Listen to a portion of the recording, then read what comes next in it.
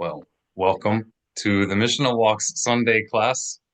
Today we will be continuing the second part of our preparation for Purim, the holiday that's centered around the events that's recorded in the biblical book of Esther. You can find on the, not the, without the, on the new URL, mishnahwalk.com, you can find the recorded video of last week's where we go through a summary of the basic guidelines of Purim on a very basic level. So if you haven't seen that yet, then I certainly recommend everybody after watching today's class to go back and look at that. But let's jump right in. And there will be a time between sections and at the end for anyone to ask questions. And you can always send your questions in the chat box or under the comments, and Heather or whoever else may be looking can share your questions. And if you join Mishnah Walk, you can be an active member here and chime in, raise your hand at any moment and get priority. All right, so we're going to go ahead. I'll share my screen.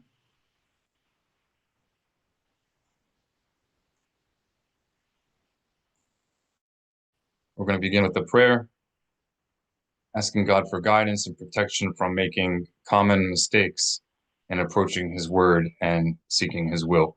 Do we have a volunteer? Urshali.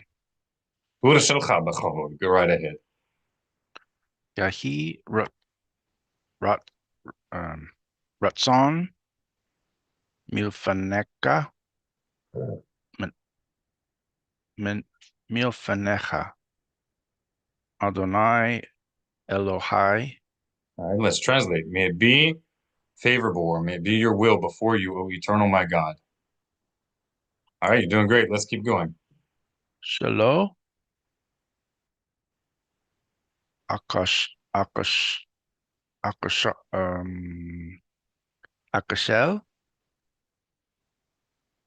That was a question. That was correct. I'll speak up if it's okay. Akashel Bidvar Halakha. This dot is an E. Bidvar Halakha. All right. So may it be your will before you, O eternal my God, that I not stumble in a matter of halakha.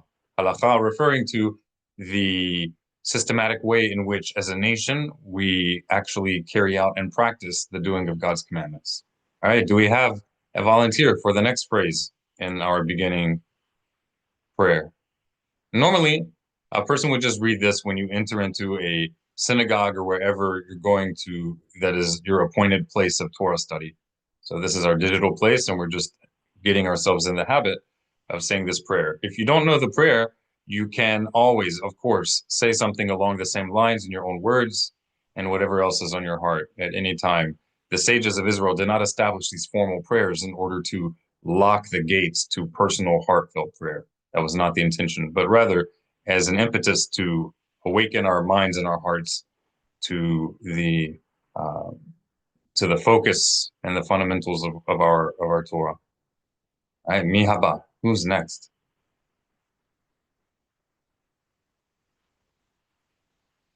Ani haba'a. All right, Bechavod, go right ahead. Shelo Omar al Tameh Tahar Wa'al. What was that? Tahor instead of tahar. Tahor. Both are actual words, but here it's tahor. Tahor. Wa'al Tahor Tameh. Mitsuyan. So, and may it be your will, O eternal, that I not say regarding what is tameh, what's impure, that it is pure, tahor. But in the same vein, may I not say that which is pure, tahor, that it's tameh, impure. So may I not call what's pure impure, in the same way that I shouldn't call pure what is not pure. Let's keep going. Wa'al mutar asur. Wa'al asur mutar. All right. And protect us, O Lord, regarding stumbling in proclaiming that what's permitted is forbidden, just as we should not say what's forbidden is permitted. Mi haba. Who's next? Mi haba.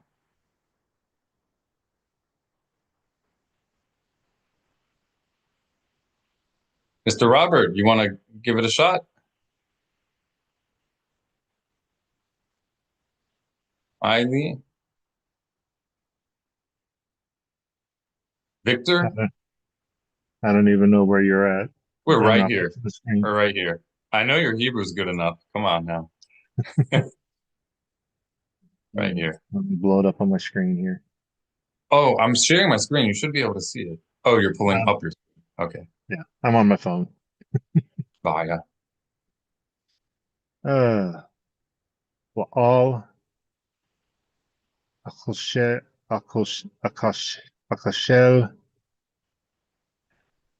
Bidbar Halakha. Beautiful. And thus, in being cautious not to forbid what is permitted or permit what is forbidden, in doing so, you will protect me from stumbling in a matter of halakha. You want to continue?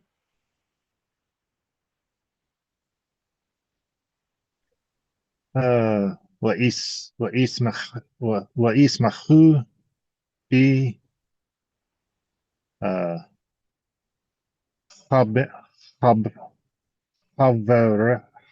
Havarai. Perfect. Haverai. And in such doing, my fellows, my comrades, in the keeping of your commandments and the doing of your will shall rejoice with me. You want to head for the goal all the way to the end? Okay. Wa'al Yikashlu Habarai Bidvar Halakha. What else? And this is a mistake on my part. The dot should be on the left side. It should be like S with an S like snake or snack. What else? Mach Bahim. Beautiful. Really good reading. We smehu. And in being cautious in these matters, my fellows shall rejoice with me. And they too, my fellows, shall not stumble in a matter of halakha. And I likewise shall rejoice with them. Can you hear it all song? All right. So let's jump right into it. First, we're going to go to the reading of 13, our weekly reading of 13 of the 613 everlasting commandments of God's Torah, his everlasting covenant between himself and the people of Israel. So, according to our tally taker, Miss Heather, we have stopped on restrictive commandment 147. So this is where we're picking up if we have a volunteer.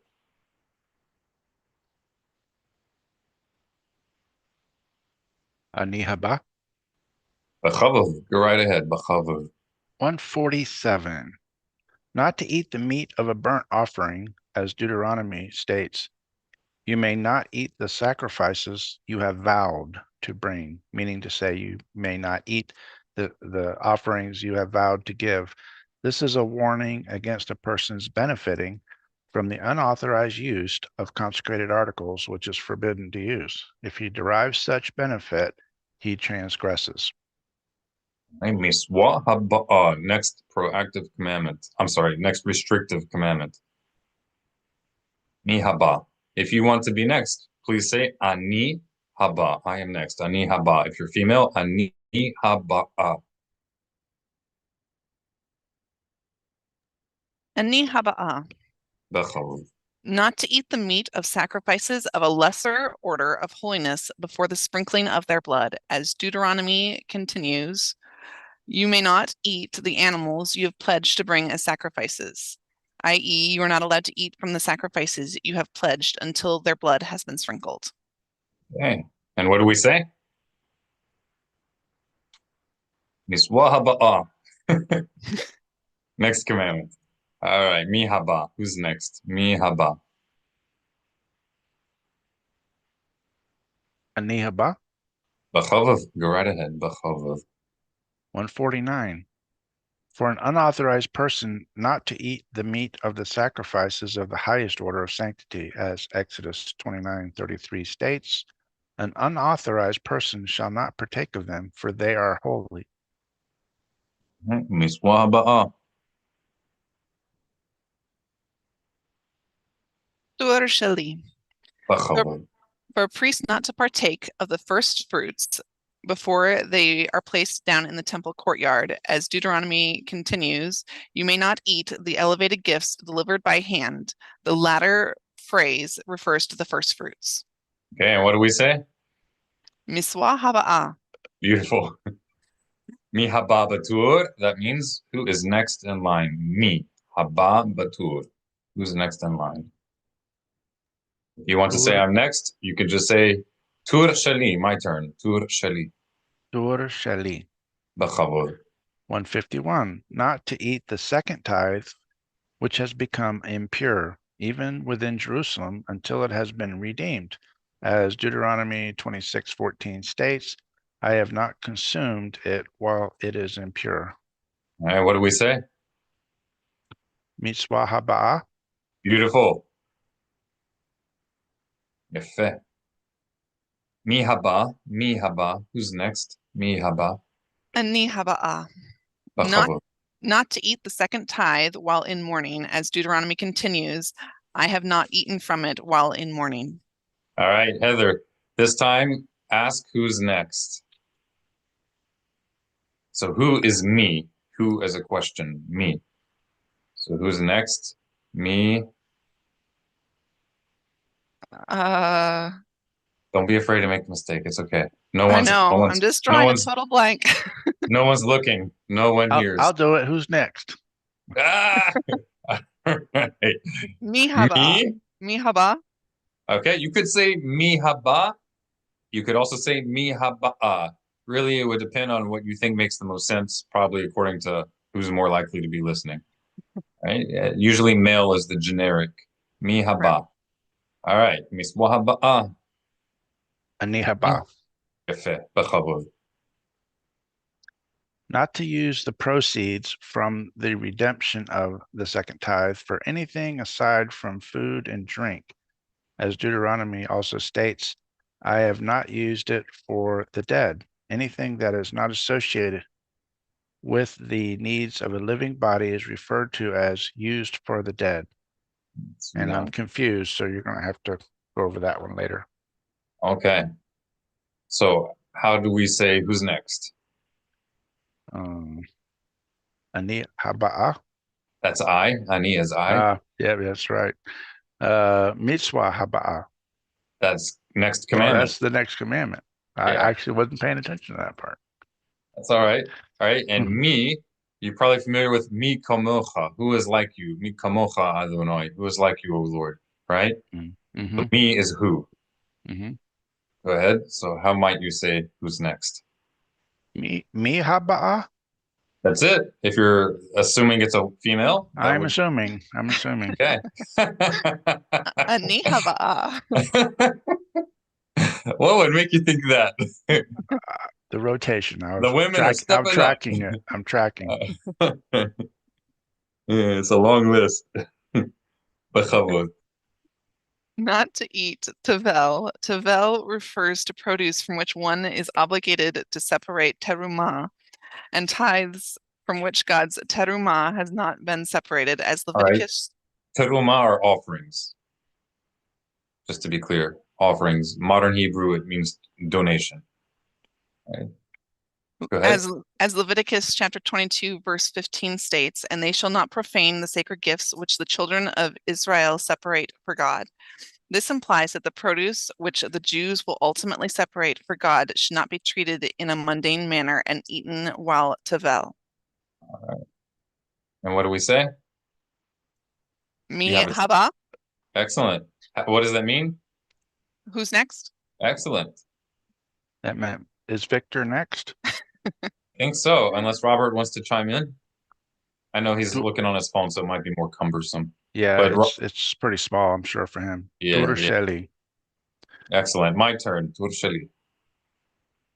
155. Not to separate terumah before. And if you see a Hebrew word and you know what it means, let's be careful to translate it if it's not immediately translated. Yeah, I know the word is often joined to offering, like terumah offering, even though it's the same thing. It's like offering. It is the same thing. They're just trying to trying to get you to associate it with the English word. Terumah is an offering. That's right. Yeah. Not to separate the teruma offering before the first fruits, nor the first tithe before teruma, nor the second tithe before the first. Rather, the agricultural gifts must be given in order. First, the first fruits, afterwards, teruma, afterwards the first tithe, and afterwards the second tithe, as implied by Exodus 22:28. Do not delay your offering of newly ripened produce and your agricultural offerings. This means do not delay bringing an offering that should be brought first. What do Mi we say? haba'a. Go ahead. Say it again. Mi haba'a. Okay. Who's Ani, next? ani haba'a. See, Not you to guys, it's easy. This slowly but surely you're gonna pick up Hebrew.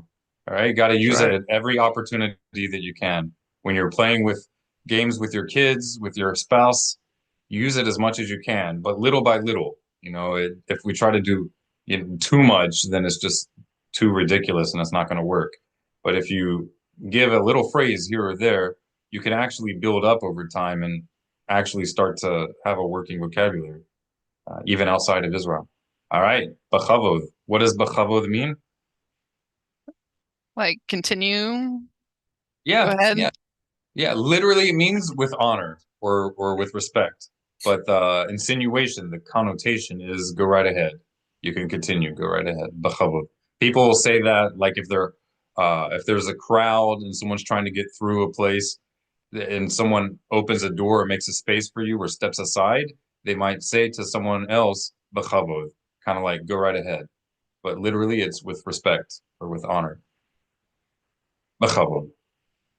Not to delay bringing sacrifices you have vowed to offer, or animals which you have pledged to bring as sacrifices, as Deuteronomy chapter 23, verse 22 states, when you make a pledge to God, do not delay paying it. Okay. How do we say next commandment? Miswa haba'a.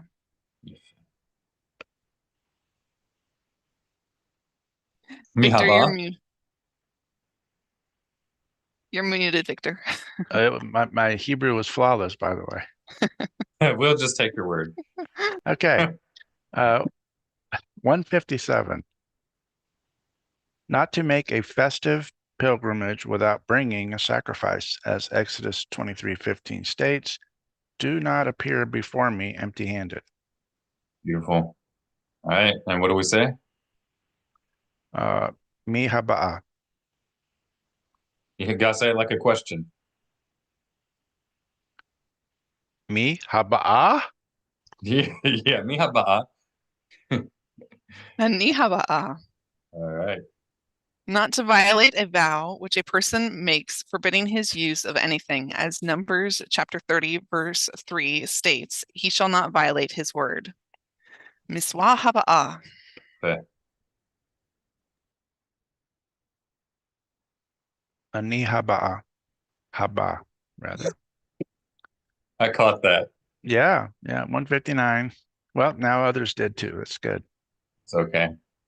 For a priest, We're well, fluent fluid here with a genderization of the language, apparently. well, I meant it was good for others to hear that mistake and catch so they can connect it. You're just giving an example of both. That's all. I'm throwing myself under the bus as usual. Yalla, 159. no, that's great. It's great. For a priest not to marry an immoral woman, a zanah, as Leviticus 21:7 states, they shall not marry an immoral woman or a halala. Halala. Halala. Now, this is not a good translation. It is true. It is true that a zonah is an immoral woman, but that's like saying that that the word Jew means human being, even though Jews are human beings, but they're two different words with two different meanings. Mm. So it is true that a zonah is an immoral woman, but not all types of immorality are the same as being a zonah. Not all people who engage in different types of immorality are of the type that's called a zonah. I don't know why sometimes people translate overly broadly. So a zonah is specifically a prostitute, to be clear. Of course, if a woman has been chaste her entire life, even if she's a virgin and dies a virgin, but she gossiped about people all the time, she's an immoral woman. But that's not what this is prohibiting. It's specifically prohibiting a priest should not marry a prostitute. There are some rabbinic extensions to this, fences to this, but we have to distinguish between rabbinic fences and the explicit command of the Torah. We keep both, but while distinguishing between them. All right, so the Torah prohibition is against marrying a prostitute. All right. Miswah Aharona, the final miswah, Aharona. You want to say that? Say miswah Aharona. Mitzvah ha-Aaron. Nope. Like Aaron, instead of saying Aharon, you constrict.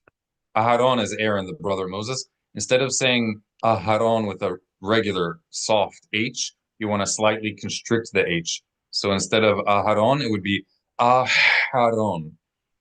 Aharona, to make it feminine. Aharon. Yes. And then Aharona would make it feminine. All right, Miswa Aharona. Final commandment for this week. For a priest not to marry a Halakha, as Leviticus chapter 21, verse 7 states, they shall not marry a Halakha. All right. We should have the thing pop up here. It doesn't want to pop up, but a Halakha is someone who has some kind of a, how do you say, a disqualifying factor about their status as being permitted to partake of consecrated things. That's with regard to a Kohen. I'm not 100% sure what it may be referring to in this case, and it doesn't want to open up for me for some reason. So, wait, that was 159, so we have one more. Let's go ahead. Urashali. Yes, sir. Oh, did it open up? There we go. God, okay, so she's disqualified from marrying a priest because she, because she, well, as you see here, it's similar to with a priest who's disqualified from priesthood, even though he's technically a descendant of Aaron patrilineally. So although it's not the same exact definition, but it's the same concept that she's disqualified from marrying a Kohen, a priest, for different reasons. All right, and you can find those in the Laws of Forbidden Relations, chapter 19, verse 1. All right. Miswah Aharona, the final miswah for today. 160. For a priest not to marry a divorcee, as Leviticus 21:7 states, nor may they marry a woman divorced from her husband. Excellent, excellent. Okay. And that could be someone divorced for a perfectly fine reason. In other words, correct. That's right. Yeah. So it's when we go through these commandments, if a person has a question, anyone listening has a question about a word or some kind of a wording, I can help with the definitions, but especially when it comes to sacrifices, I am not qualified to give detailed answers regarding sacrifices. I will let you guys know when I'm studying those laws so that I could be more equipped to give a better informed answer. But we should not delve into something speculatively without having the time to open up books and investigate. We shouldn't delve into something speculatively and spend significant time doing that if you really know that you're not equipped. All right, so the Torah it covers all areas of life. It's not possible for people to be an absolute expert in every single area. We can know on a basic level, but it's really proper to review something before or to have reviewed many times to the point that you're intellectually with intellectual honesty, you're confident that you can answer. So I am not at that place to answer about details regarding sacrifices. Some other things, a number of other things I am, but that is not one. We should not delve into that. If you have a question about specific wording, we can look at that. So obviously all my questions are going to be on that. But All right. obviously, if we don't know, that's fine. And Yeah, or if we haven't nailed it down. My first thing was a word. It was talking about unauthorized in 149. Okay.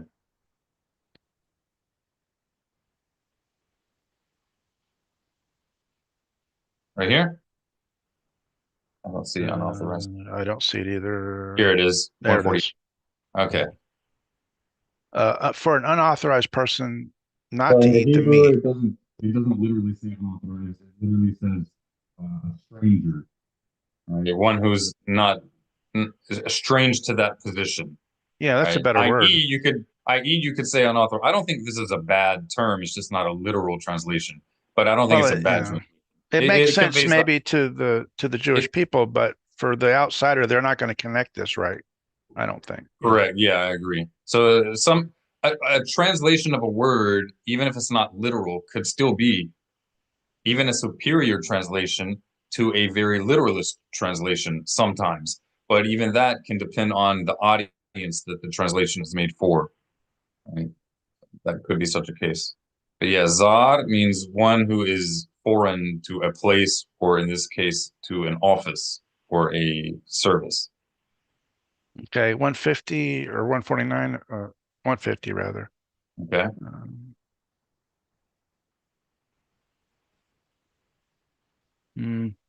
I can't recall what my question was on that. No, you can always Yeah. review. And 153, I thought I had something, but yeah. Okay. There's 150. Yeah, actually, I think I was just going to bring up the fact that terima offering is what we often see even translated. I think instead of just saying offering, it'll say terima offering, which is basically redundant, I guess. Yeah, it does sound redundant. It's like a burnt offering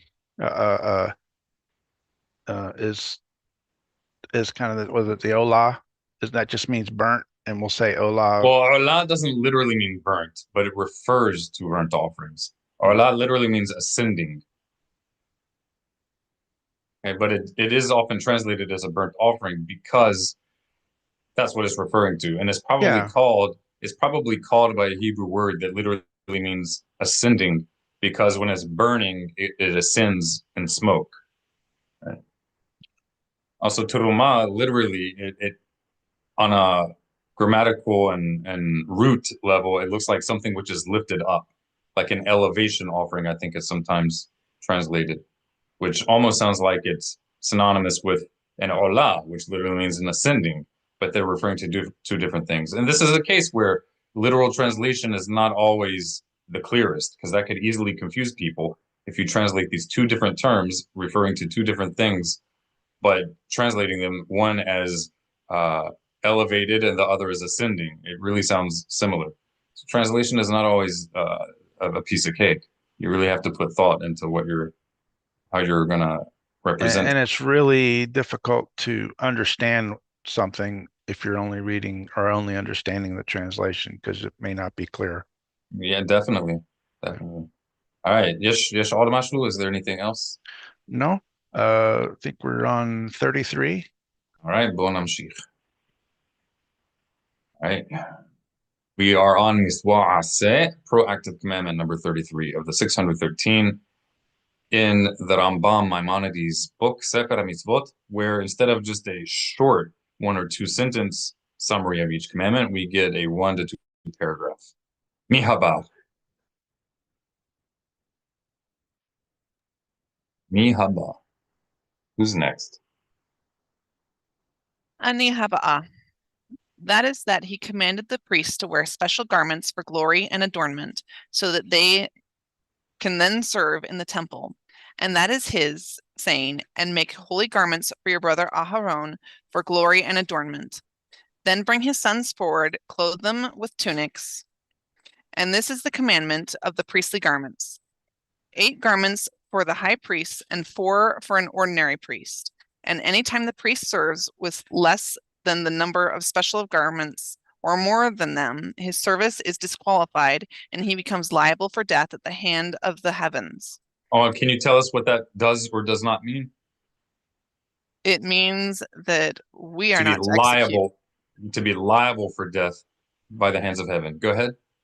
It means that we are not to execute them, that God will take care of that whenever he sees fit.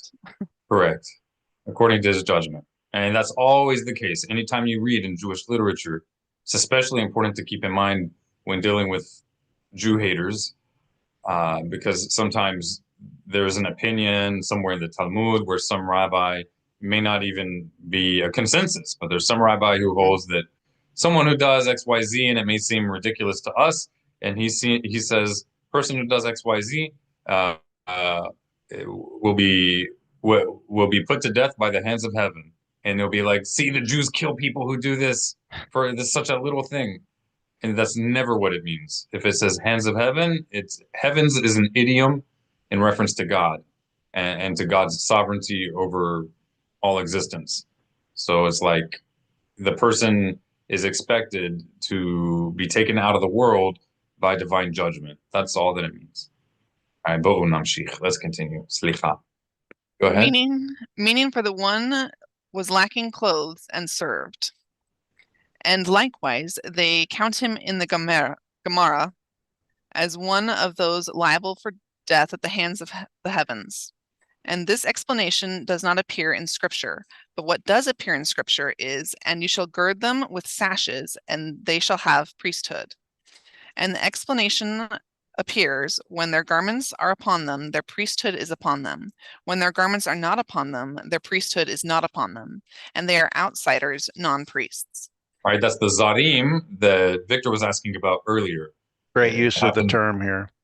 Right, correct. They're outsiders. And here it's not in a national sense, but in the sense that they're outsiders to this office, to being legitimate functionaries of that particular position. Tamshichi, continue, Tamshichi. Behold, it has been made clear to you that an outsider that serves in the temple receives the death penalty. And they said in Sifra, and he placed the breastplate upon him. This section was learned for its time and for all the generations, for the daily service and for the Yom Kippur service. However, what is Yom Kippur? Yom Kippur is a national day of repentance. Correct. It's the Day of Atonement. All right. However, every day he serves in the golden garments, and on Yom Kippur in the white linen garments. And it already appears in the Sifra that wearing these garments in a positive commandment.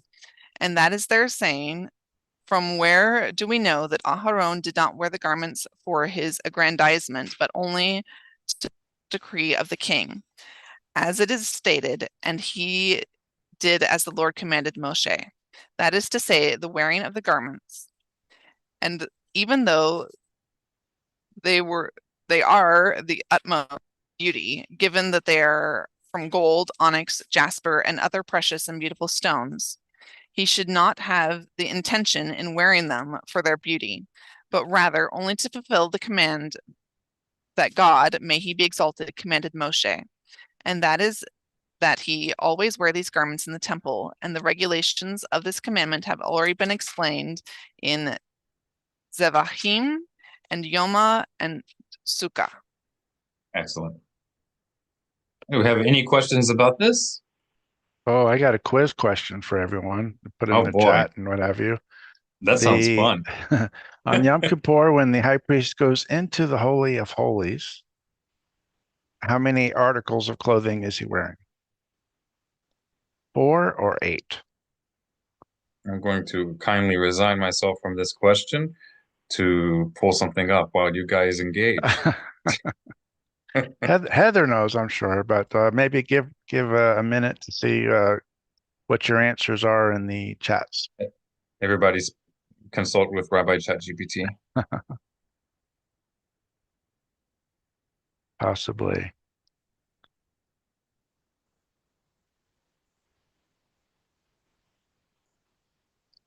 You want to go ahead and speak up? I'm ready when you guys are ready.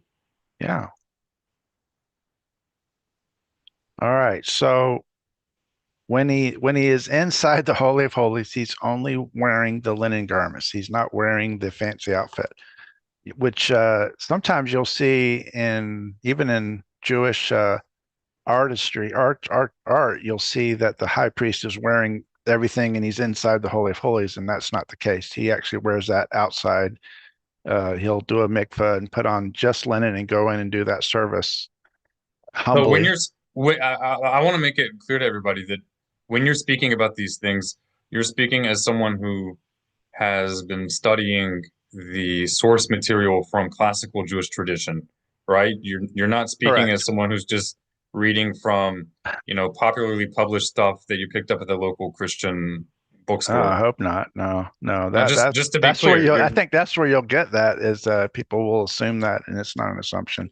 That's actually as he actually changes clothes quite a bit and takes a lot of mikvahs in that day. It's a very busy, structured day, and but when he goes in there, he goes in humbly, dressed that way. When he comes out, he's representing Hashem, and he does his blessing. He's wearing a more ordained the outfit, as a representative. But that's about all I got on that. All right, so I have a question. We don't have to start doing this now, but I'm looking for you. I lost you guys. There you are. Oh. Okay. Now that we're getting a little bit faster with reading the introductory prayer for entering into a house of study, right? And we're only going to get faster and faster at it. Thank God. This is very good. So, if you guys are open to it, and if our members are open to it, right? We're doing this together, learning together, advancing together. If you guys want, we can begin saying the first part of Shema, meaning the first verse and the first section. And my suggestion is that we would say the first verse of Shema in Hebrew, first in English, then in Hebrew, and then we can say the very first sentence of the first section in English and then in Hebrew, and then the rest of the first section in English. So there would only be two sentences in Hebrew, right? We're not doing the whole thing in Hebrew. And then maybe with time, we will add, as I see that you guys are picking up speed and reciting the Hebrew, we can add a verse or two, more in Hebrew. But again, I'm limiting it just to the first section. There are 3 sections of Shema, right, that we say every day. Do you guys think that would be too much? What would our members say? I know not everybody's with us today, but if they're watching this, they can shoot us their idea, their opinion. If you guys are okay with it, I think that would be a nice thing. Personally, I'm okay with that. I can see where just doing the prayer, like we have been, the opening prayer, has helped. No, you guys have, everybody who's speaking up has made noticeable improvement already. Definitely. Yeah, I think it's, and I'll leave that to your judgment as a teacher of Hebrew, when it's ready to be introduced. You'll stretch us a little bit. Then I'm going to introduce like it, not that whole thing. I'm not going to introduce the entire section, but I want to introduce just saying the first 2 sentences, the basic Shema first verse, and then the next verse immediately after that. Are you guys okay with that? Yeah, I'm great as long as Heather doesn't mind going first. Okay. No, we will do it. I will say the English because the English isn't going to appear on the screen. Okay. And then we will say the transliteration together. I'll highlight the section that we say together. Beseder? Beseder is all right. So you can respond Beseder if you agree. Beseder. Yofi. Nachon. All right. So here we have transliteration. The Hebrew is here. The transliteration of the Hebrew is on the right side. Is it large enough for everyone? Maybe make it a smidge bigger. Okay. Is that better or closer? Okay. That's awesome. I'm trying to have both on, on each side. Okay, Right. so I will highlight the parts that I'm translating, and then we can recite it together in Hebrew. So Shema is listen or heed. Israel, so heed Israel. The eternal, it's really the tetragrammaton, the four-letter name. The eternal is the powerful authority over us. The eternal is one. Okay, now let's recite it together in Hebrew slowly. Shema. You guys can repeat after me. Shema Yisrael Adonai Eloheinu Adonai Echad. Victor, you want to go ahead and read it? Shema Yisrael Adonai Eloheinu Adonai Echad. Suyan, excellent. Okay, and then this little piece is not in the text of the Torah in Deuteronomy chapter 6, verse 4 to 5, but it's a traditional praise to God that we say immediately after reciting Deuteronomy chapter 6, verse 4, which is what we just said. And we say it under our breath, right? If you're in a community where they say this out loud, just as loud as the surrounding verses, that's an indication that they may need more guidance or leadership. It's a widely known fact that classical halakha is that we say this under our breath. For teaching purposes, we're going to say it out loud here together. Go ahead. This next line, if you In the hear, blue? You mean in yeah, the the one blue? that we're getting ready to do now, the Baruch Shem That I've Kavod. highlighted. Okay. Yes. If you're somewhere and you hear the name of Hashem pronounced under your breath or lightly, you might also say this in practice. Is that correct? Yeah, you're not required to, but a lot of Right. people will say Baruch Hu u'Baruch Shemo. They don't say this exactly. They usually say Baruch Hu u'Baruch Shemo. Blessed be He, blessed be His name. If you say a blessing, a proper formal blessing, and then you realize that you said it at a time that you're not supposed to, also you would say these exact words. It's one of the things you could say, and that's the common practice. It's kind of a cleaning up the mistake a little bit, or the idea is that if let's say that I said the blessing over washing my hands, but then I didn't wash my hands, and I realized that's not actually what I'm doing. I was actually intending to be about to eat a piece of an apple, and there's a blessing that we say before we eat anything. So I was intending to say a blessing over the food, but instead, because I wasn't focused enough, honestly, that's more than likely what happens when this happens. Because I wasn't focused enough, I wasn't being reverent enough, taking it seriously enough, but I was just kind of doing it by rote without thinking. So for that reason, the blessing for washing my hands came out when it was supposed to be the blessing over about to eat something. So the moment that you realize that you made that mistake, which is an indication of it's an indication of insufficient reverence, frankly.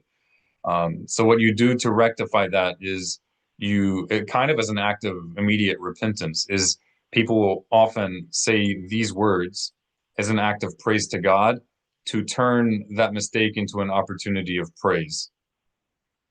Right? This is the most common thing that people would say in such an instance of error.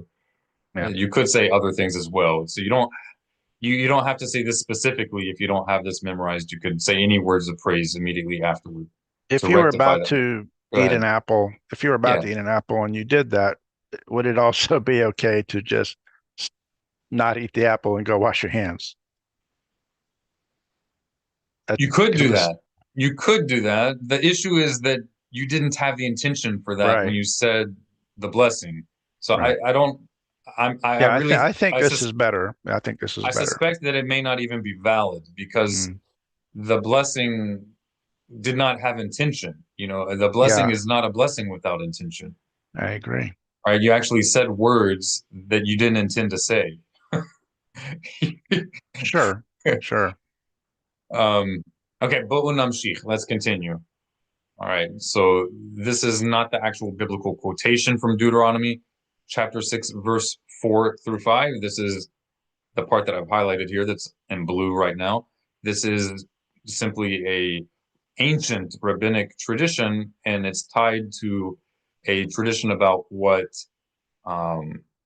Jacob said when his sons had told him, "Hear, Israel," as an affirmation before Jacob was passing away, as an affirmation that don't worry, our father Jacob, we are together with you in passing on your tradition of total devotion to your God and our affirming that he is one and we worship no other.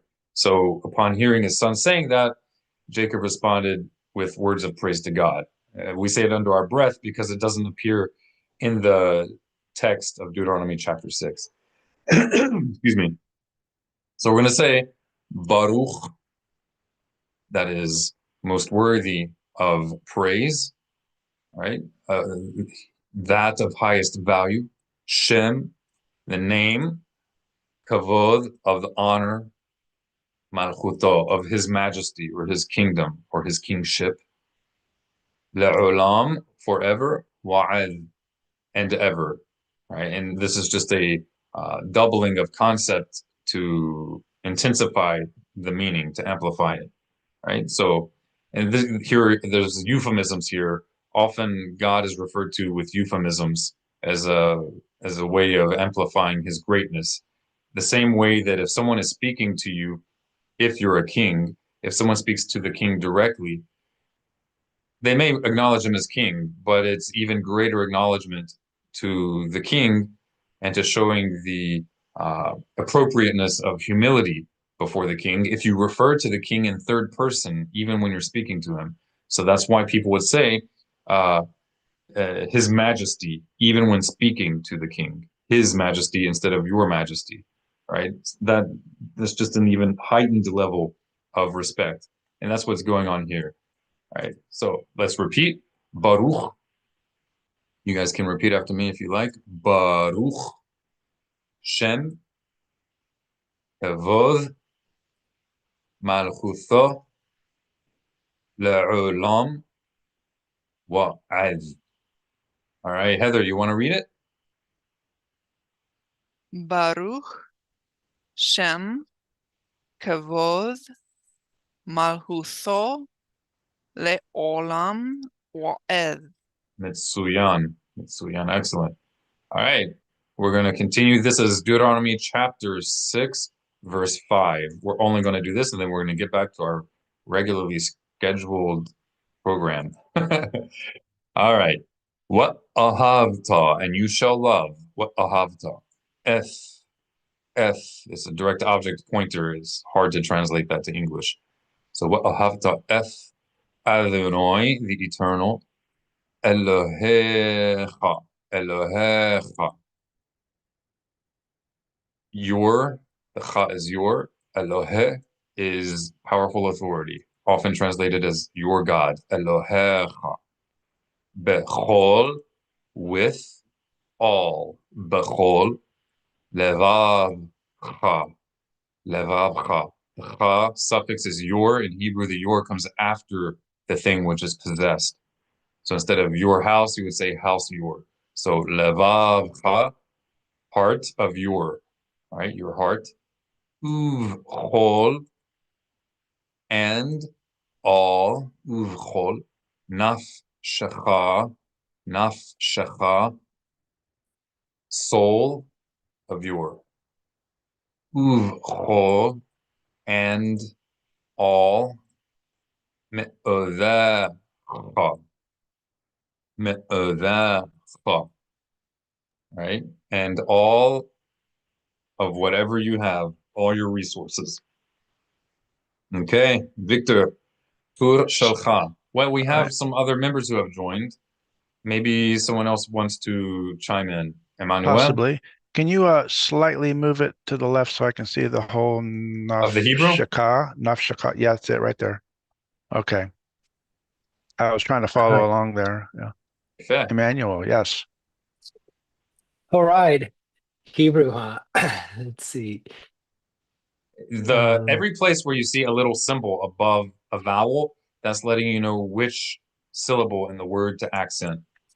Right? And it may not be perfect. I haven't double, checked this several times, and it's been quite a while since I did.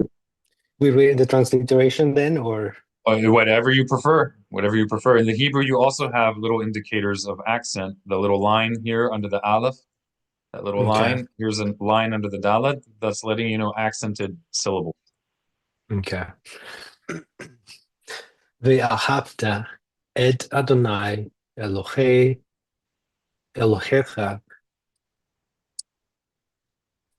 b'kol levavav. Right, this hey is silent. Levav, levav. Levavka. Right, and the bolded chafs in this version are indicating a ha sound. Okay, levavka. I don't know. Let me look. Uv, kol nafshecha. Right, nafshecha. Uv kol moedcha. Meodecha. There you Got it. Meodecha. In any careful transliteration, and not all transliterations are equal, right? There is no perfect transliteration, but some are more accurate than others. In any academic transliteration or careful, meticulous transliteration of Hebrew, the apostrophes usually indicate a break sound between syllables. So instead of meo, this would be meo. That's what that apostrophe would be indicating. All right, you guys did great. Bo'o namshich to our regularly scheduled program. And so that would be referred to as what I used to always thought of as the Vahafta or the Wahafta. All right, so it should be prayer. It should be the Ve'ahavta or We'ahavta, right? There should be a break there. We'a. And that is you're combining that. I know it's part of the Shema. You do it right after, but is it referred to as part of the Shema, or do they refer to it as the Wahafta? We'ahavta. So it's normally not referred to as the We'ahavta. Normally, in traditional Jewish communities of all varieties, okay? So we're not talking about little pop-up communities, which I believe are holy people, holy communities, but they have not received, through a chain of transmission yet. They can be included in a chain of transmission if they submit themselves to learning from people who actually inherited from the chain of transmission of the people of Israel. But I'm not referring to those sorts of communities that have not been in a chain of transmission. Among classical ancient Jewish communities, when you refer to the Shema or Kriyat Shema, the recitation of Shema, that traditionally since Talmudic times, so we're talking about at least about 2,000 years, that refers to reciting Deuteronomy chapter 6, verse 4 through, I think it's around verse 8, 10 or 8, I don't remember exactly. And then there are two other sections, right? There's also two other paragraphs that are included. So it's actually 3 sections. Would you say the first section? Go ahead. Would you say that verse 4 is the one that everyone just needs to make sure that they're 1,000% focused on? And, absolutely. Or should the whole thing be 100% focused on when it's kind of long? The entire thing should be focused on. And what do you mean by focus? That when you're doing it, you have focus, or focused on to make sure that you do it? What do you mean? Well, I'm thinking 4 is so vitally important that you need to have 1,000% concentration. And if it's 900% kavanah and the rest of it, you're working real hard. But yes, this is not just speculation. Our sages discussed this. Also, if you're in a pressing situation, you don't have enough time to do it for whatever reason, and usually people have enough time. But let's say you waited to the last moment, you're not going to have another chance in the day to do it. at least make sure that you do the very first verse, right? And that's the case also if you have family members. We are accountable to our brothers, right? We are our brother's keeper, and also to our sisters, right? In Hebrew, siblings, you actually say brothers. That includes sisters. So if someone in your family, you know that they have a problem with getting up on time, some people sleep very, very late, that we have a duty to actually disturb them before the time of reciting Shema passes to make sure that they fulfill that obligation. This is assuming that there's someone of minimal fear of God. If they have absolutely no fear of God and tapping them while they're asleep is going to make them curse God or move further away from Torah, of course you should not do it. But if you know they have a minimum degree of reverence for God, but they're just struggling with insomnia or laziness, doesn't matter. They're still different from people who outright don't care about God, right? If you know that they're that type, then you disturb them from their sleep towards the end of the time of reciting Shema to make sure they recite at least that first verse. If they recite that first verse, then you leave them alone. That's the halakha. That's the basic guideline of our sages. One follow-up. Let's say you walk in and people are in the middle of Shema. What is your duty as you walk through that door? Do you go to your place? Do you stop and do that? Yeah, you mean you're praying with the community? Like, I mean, Yeah, you're not you a proper... walk in and you're a little late and they're doing the Shema. But they already passed it up. That's what you're referring to. Let's just say they're in the middle of verse 4. Okay. And what should you do? When can you move and get to your place? Would it be at 5 or would you wait till the whole thing is done, or do you go ahead and just go right away? This is a great question. This is actually a type of question that the sages of the Talmud did not directly deal with. So there's some variance of opinion regarding it, but typically, there is consensus about this, that depending on what time of day they're doing this, whether the time for reciting Shema is about to pass or not, will determine what you should do. Usually communities are praying early enough that you still have some time to recite the Shema. So what you could do is you would jump right in when they're at the Shema, and you just you would say that verse, but then after you've said that verse, you would go back and you would say the blessings that precede Shema. They're actually rabbinically required blessings. There are 2 of them that are supposed to precede the reciting of Shemas. A lot of people say that Jews, traditional Jews, pray 3 times a day. It's kind of a misnomer. What we mean is that we have 3 main, how do we say this? There are 3 main groupings of prayer every day, 3 main groupings of prayer. But it's not that there are just 3 prayers a day. And even outside those 3 main groupings of prayer, there are many prayers that Jews recite, Torah observant Jews recite all throughout the day. There's roughly 100 blessings of praise to God that we say every day, roughly. And most of these are relatively short, but all throughout the day, we're constantly renewing our recognition and our acceptance of the kingdom of heaven, coronating the king all throughout the day. That's why I like to refer to the term baracha as a coronation. It's a renewing of the acceptance of the yoke of God's kingdom all throughout the day. But with regard to prayer times, right, most of these blessings don't have a specific time period in the day. If you're talking about prayer times, we don't just have 3 prayer times in the day. We actually have communally, by communal practice, national halakha, we have 5 prayer times a day. Does that sound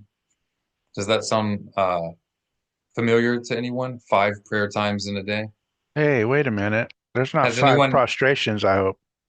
There are 5 prostrations in each Yeah. of the standing prayers. There are. But it sounds familiar. What does this sound like? It sounds like an Islamic prayer life. And I'm not just talking about, Rabbi Yosef finding something that no one's doing. I'm talking about in the mainstream Jewish world. All Orthodox Jews recognize 5 prayer times every day. All right. I'm talking about 5 universal in all of the Jewish world. All right. Have any of you heard of this before? Who has heard of 3 times a day, that we pray 3 times a day? Say that's more More commonly known. understood. Yes. Yeah. All right. And that does harken back to the book of Daniel.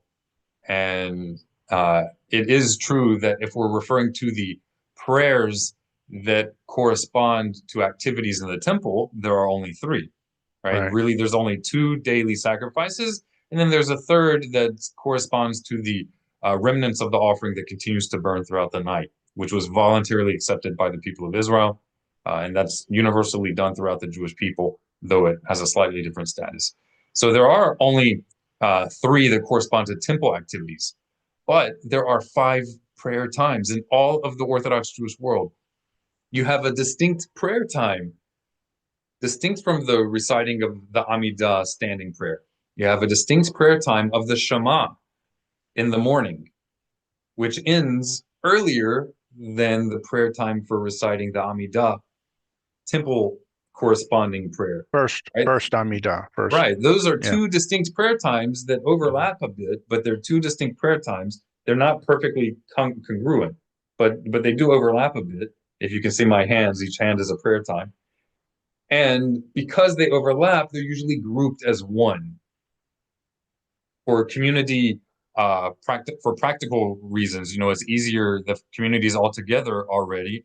We'll just go ahead and do them back to back, right? Sure. There's also symbolic meaning behind it, but technically they're separate. You can say the Shema with its blessings, and then take a shower, go visit friends, have a meal, and then go and do the morning prayer after that. We're not supposed to do that by rabbinic guidelines. We're not supposed to do that. But if you did, you would still have fulfilled both obligations. You would have just done them in a way that the Talmudic sages didn't endorse. A way that's slightly easier to mess up. Yeah, it's also easier to go ahead and neglect it and maybe wait too long. It's much more easy to do these obligations as a community. There's accountability. There's many, many reasons for that. And likewise, in the evening, you have the prayer time for the blessings and the recitation of the Shema in the night. And that is distinct from the nighttime Amidah. So we have 5 prayer times every day, right? And what else is interesting is that in Islam, the Quran, the sacred scripture of Muslims, never mentions 5 prayer times. You know how many it mentions? Take a guess. 3. This is just, it's just almost, I mean, it's just funny, it's too uncanny to not laugh. All right, bo namshich. Well, before we jump in, last week we reviewed the basic obligations of Purim, the commemoration and celebration of God's sovereignty, his divine providence, even when it's not explicitly apparent with miracles, signs, and wonders that we find recorded in the book of Esther, in the biblical book of Esther. So let's have some of our members here, whoever's participating with us live here, mention the different major aspects of observing Purim, the major aspects of Purim observance, right? We don't have to have one person list them all. Just if you can recall something, go ahead and mention it. All right, go ahead, anybody. So what is some aspect of celebrating Purim? Reading the Megillah. Pop quiz. Hey, great minds think alike, right? Rabbanit Heather beat you to it. So that's number 1, reading the scroll of Esther. And that's in the proper observance, the basic observance is to read it from an actual handwritten scroll. Okay. But of course, if you're not able to, you can read it from any form of text. That's better than nothing, of course. All right. Victor, your turn, or anyone else who'd like to speak up. Well, I don't know if it's one of them, but hearing it would probably be a follow-up to hers or clarification. Those go hand in hand. Yeah. Go hand in hand. All right, we're counting that hand in hand. Really, it's the reading, but Judaism recognizes vicarious fulfillment of prayers, and that's on the condition that you're paying attention, right? And you have intention. All right, we got at least 6. So reading Esther, that's a big part of it. What else? Drinking until you're happy. Say it again. Oh, it's Drinking until you are happy. Drinking until you are happy. There is an aspect of drinking, but some people are. There may be a limit that even if the person's still not happy, they should stop drinking. So not getting wasted is not. But there is an aspect of celebrating Purim that involves a celebratory meal, which includes merrymaking within the limits of holiness, and drinking, and that's actual alcohol. And this is on the condition that the person or persons involved are not alcoholics. Okay, that they're not going to like relapse into addiction to alcohol or an enslavement to that. That's the last thing that we want. But assuming that that's not an issue, then yes, there's merrymaking, there's jubilant feasting with family and friends, and that involves actual alcoholic beverage, which should not be abused. Okay, so that's number 2. What else? Food.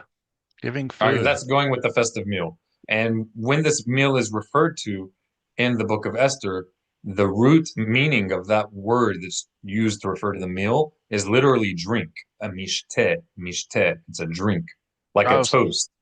Go ahead. Giving food to others, or is what I was thinking. Friends, is that what you meant? Okay, that's another one. That's distinct from the meal, but you could fulfill it at the meal if you'd like. You invited all your friends there, you're fulfilling it. I see. Yeah. Well, no, because no, because it's Mishloach food Manot. ready to eat. Hold on. That would not fulfill it because it's Mishloach Manot. It's a sending of food. So you could still do it at your meal, but you need to have some aspect of sending it. So you should like have the food and give it to them if they just walk in and it's all there. But you know, but it's nice to at least maintain some kind of gesture that will preserve the wording of the halakha or the basic concept of the halakha in your mind. But yeah, it could be. All right, Given to the poor. Go ahead. Given to the poor, not sure, like yes, that's right. Absolutely, like that's important. Very neglected. That's a basic element. And you may be able to fulfill that also at the meal. All right, ma'od. What else? Ma'od. What do you call that type of giving, or that? Matanot la'aniyim. Gifts to the poor. Matanot la'aniyim. Matanot are gifts, the same root as the word Matthew or Netanyahu. Matanot, gifts. La, to aniyim, the poor. Aniyim. All right, we have 4. We have reading of Esther. We have the sending of cooked foods ready to eat that you send to a friend, at least one friend. We have gifts for the poor. It should be at least to 2 poor people. It does not have to be a cooked meal. And it needs to be something that could actually help them. If it's such a small amount that, you know, if it was a poor person on the side of the street and you gave them a penny, it's almost insulting. That does not fulfill it. That's insulting. All right. So it is a little bit subjective, but you got to use common sense. All right. So that's 3. And then the festive meal, that's 4. We got 2 more. 2 more basic concepts related to observing Purim. So far, we've been talking about very physical actions. So now think of things that are less action-oriented. One of these 2 is sort of an action, but it's not as involved, let's say. Additions to prayers. Perfect. That's right. So go ahead and tell us What comes to mind about that? What would you recall? Whatever you recall. You make an addition during the Amidah and during the blessing after meals. Yes, perfect. That's it. That's it. That's it. And there's also blessing that we say before we read the book of Esther from a scroll. But that's tied to the reading of Esther. And there's qualification on the meal. If it's a meal of fruit, it would not be said at that point. That what would not be said? The Birchat Hamazon. Correct. Of course. Birkat Hamazon is the grace after meals. That is something that we only say after a bread-based meal. And the Purim edition is made in the grace after a bread-based meal, which most meals are assumed to be bread-based. That's why our sages instituted more things regarding that blessing, because that is, the more common practice. There are blessings that we say after other types of meals, even not bread-based, but they're much shorter blessings. All right, so we have one more. This is a complete inactivity. That's your hint. It's something that you don't do on Purim. Oh, yeah.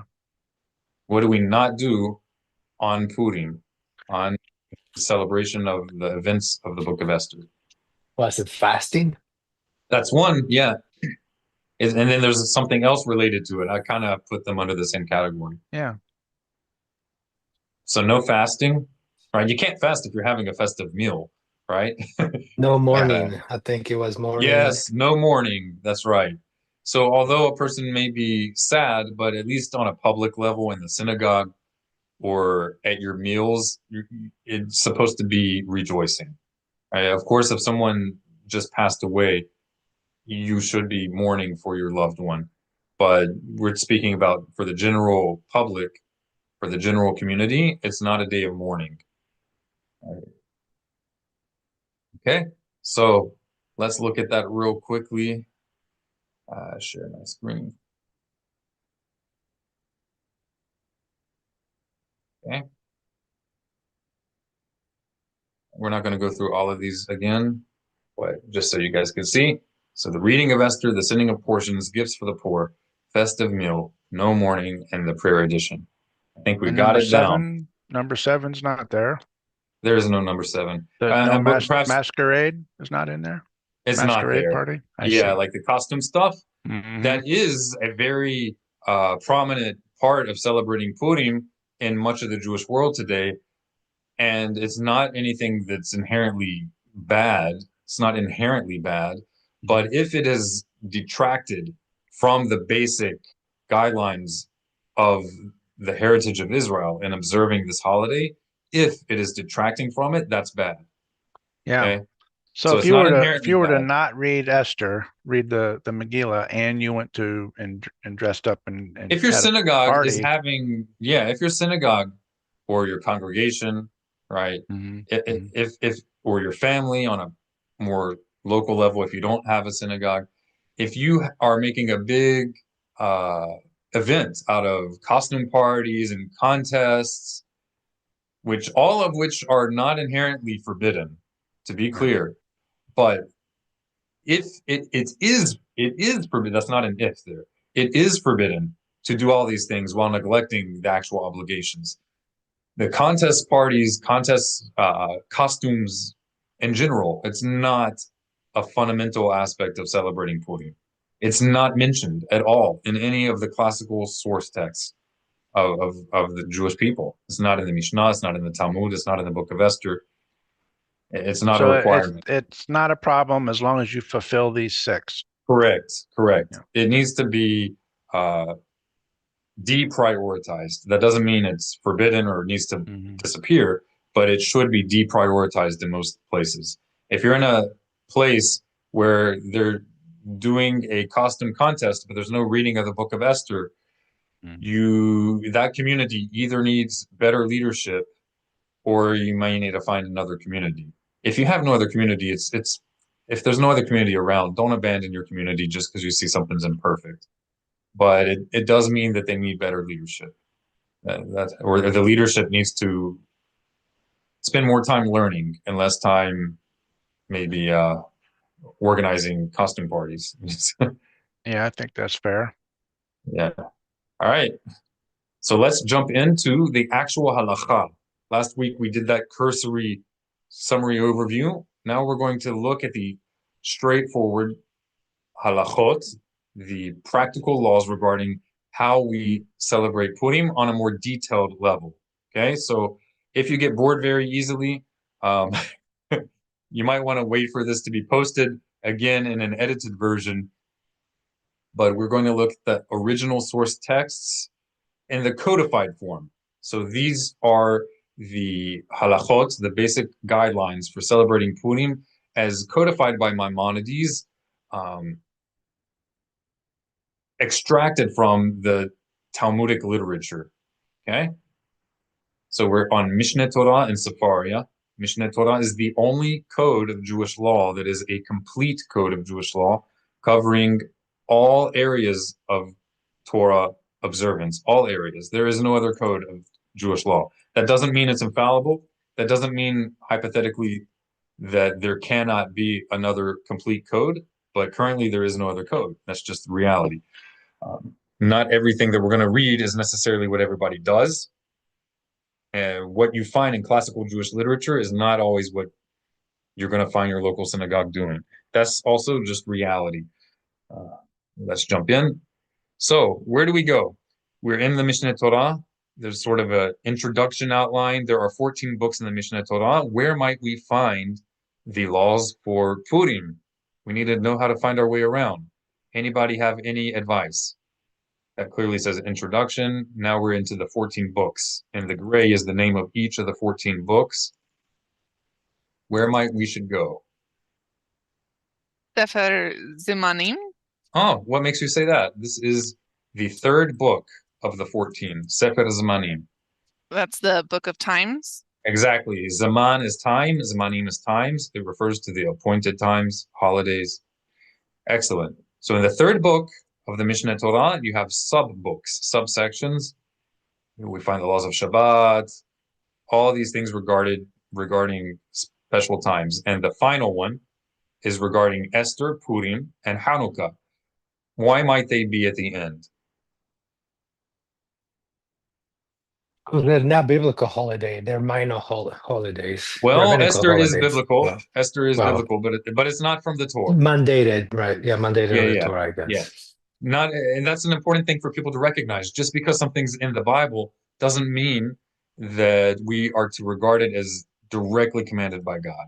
So the book of Esther and the celebration of Purim is very biblical, much more biblical than Christmas or Easter, right? Even though the story of, if you're a Christian, even though the story of Christmas, the nativity scene, even though the story of the resurrection is in your Bible, but a decree to make it a holiday is not there. And especially a decree to make it a holiday to the exclusion of the holidays that God explicitly commanded is certainly not there. So in contrast to Christmas and Easter, there is an edict in the Bible to celebrate Purim. All right. So the first two chapters of this relatively short book regard Purim. It's not much to learn. We are going to skip a little bit to save time. Do we have a volunteer? This is the first halakha in the first chapter.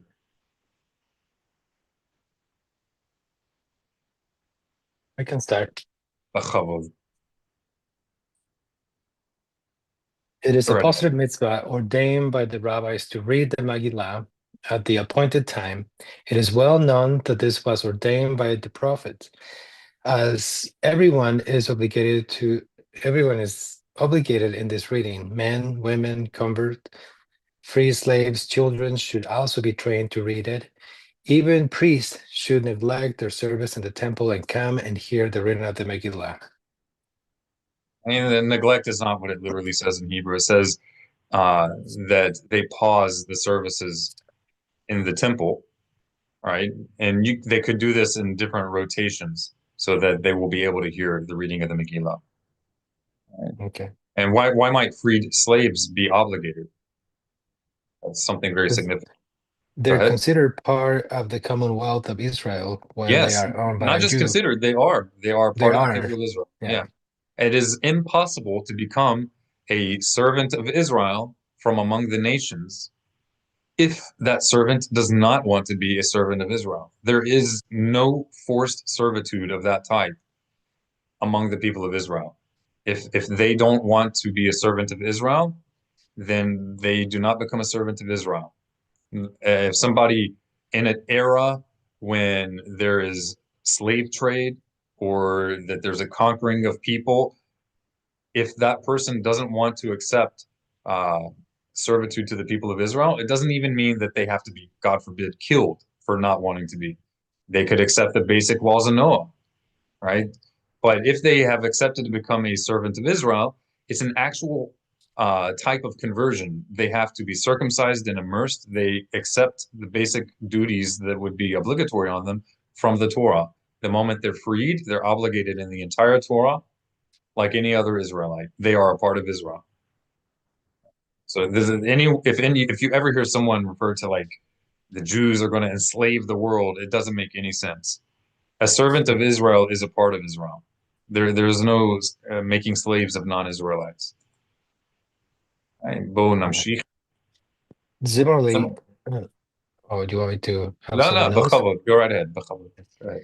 Similarly, Torah study should be neglected to hear the reading of the Megillah. Surely this applies to other mitzvahs in the Torah. The observance of all of them is superseded by the reading of the Megillah. There is nothing that takes priority over the reading of the Megillah except the burial of the Me'it mitzvah, a corpse that has not one to take care of it. A person who encounters such a corpse should bury it and then read the Megillah. Okay.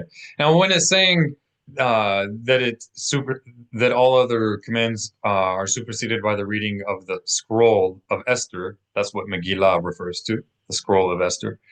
What it's referring to here is standard proactive commandments. It's not saying that you read the book of Esther and that takes priority over like non-ritual things such as saving a life or you have to read the halakha with some basic common sense. So this is in reference to ritual type commandments. It supersedes other ritual commandments, right? And that's only for you to do the duty. It doesn't mean the entire day. Once you fulfill the duty of reading or hearing read the book of Esther, then of course you're obligated to go back to doing whatever other things you're obligated in doing. Okay, halakha haba'a, mi haba. Who's next? Mi haba. Ani haba. B'chavod. One can fulfill one's obligation by reading or by listening to another person's reading, provided one listens to a person who is obligated to hear the reading. For this reason, if the reader was a minor or mentally incompetent, one who hears his reading does not fulfill his obligation. Excuse me. We're going to try to, I really have to try to memorize commentary and questions on this, but when we get to the end of a chapter, or if it's something that's really, really pertinent, then we can discuss, but I'll try to minimize it. Halakha haba'a. It is a mitzvah to read the entire Megillah and to read it both at night and during the day. The entire night is an appropriate time for the night reading, and the entire day is appropriate for the day reading. Before the reading at night, one should recite 3 blessings. Blessed are you, God, our Lord, King of the universe, who has sanctified us with his commandments and commanded us to read the Megillah. Blessed are you, God, our Lord, King of the universe, who wrought miracles for our ancestors in previous days at this season. Blessed are you, God, our Lord, King of the universe, who has granted us life, sustained us, and enabled us to reach this occasion. During the day, one should not recite the final blessing. In places where it is customary to recite a blessing after the reading, the following blessing should be recited. Blessed are you, God, our Lord, King of the universe, who wages our battles and executes judgment on our behalf, who avenges the vengeance wrought against us, who exacts retribution from our enemies on our behalf, and who acquits justly all our mortal enemies. Blessed are you, God, the Almighty, who exacts payments on behalf of his nation Israel from all their oppressors, the God of salvation. Yan. It's Halakha הבאה.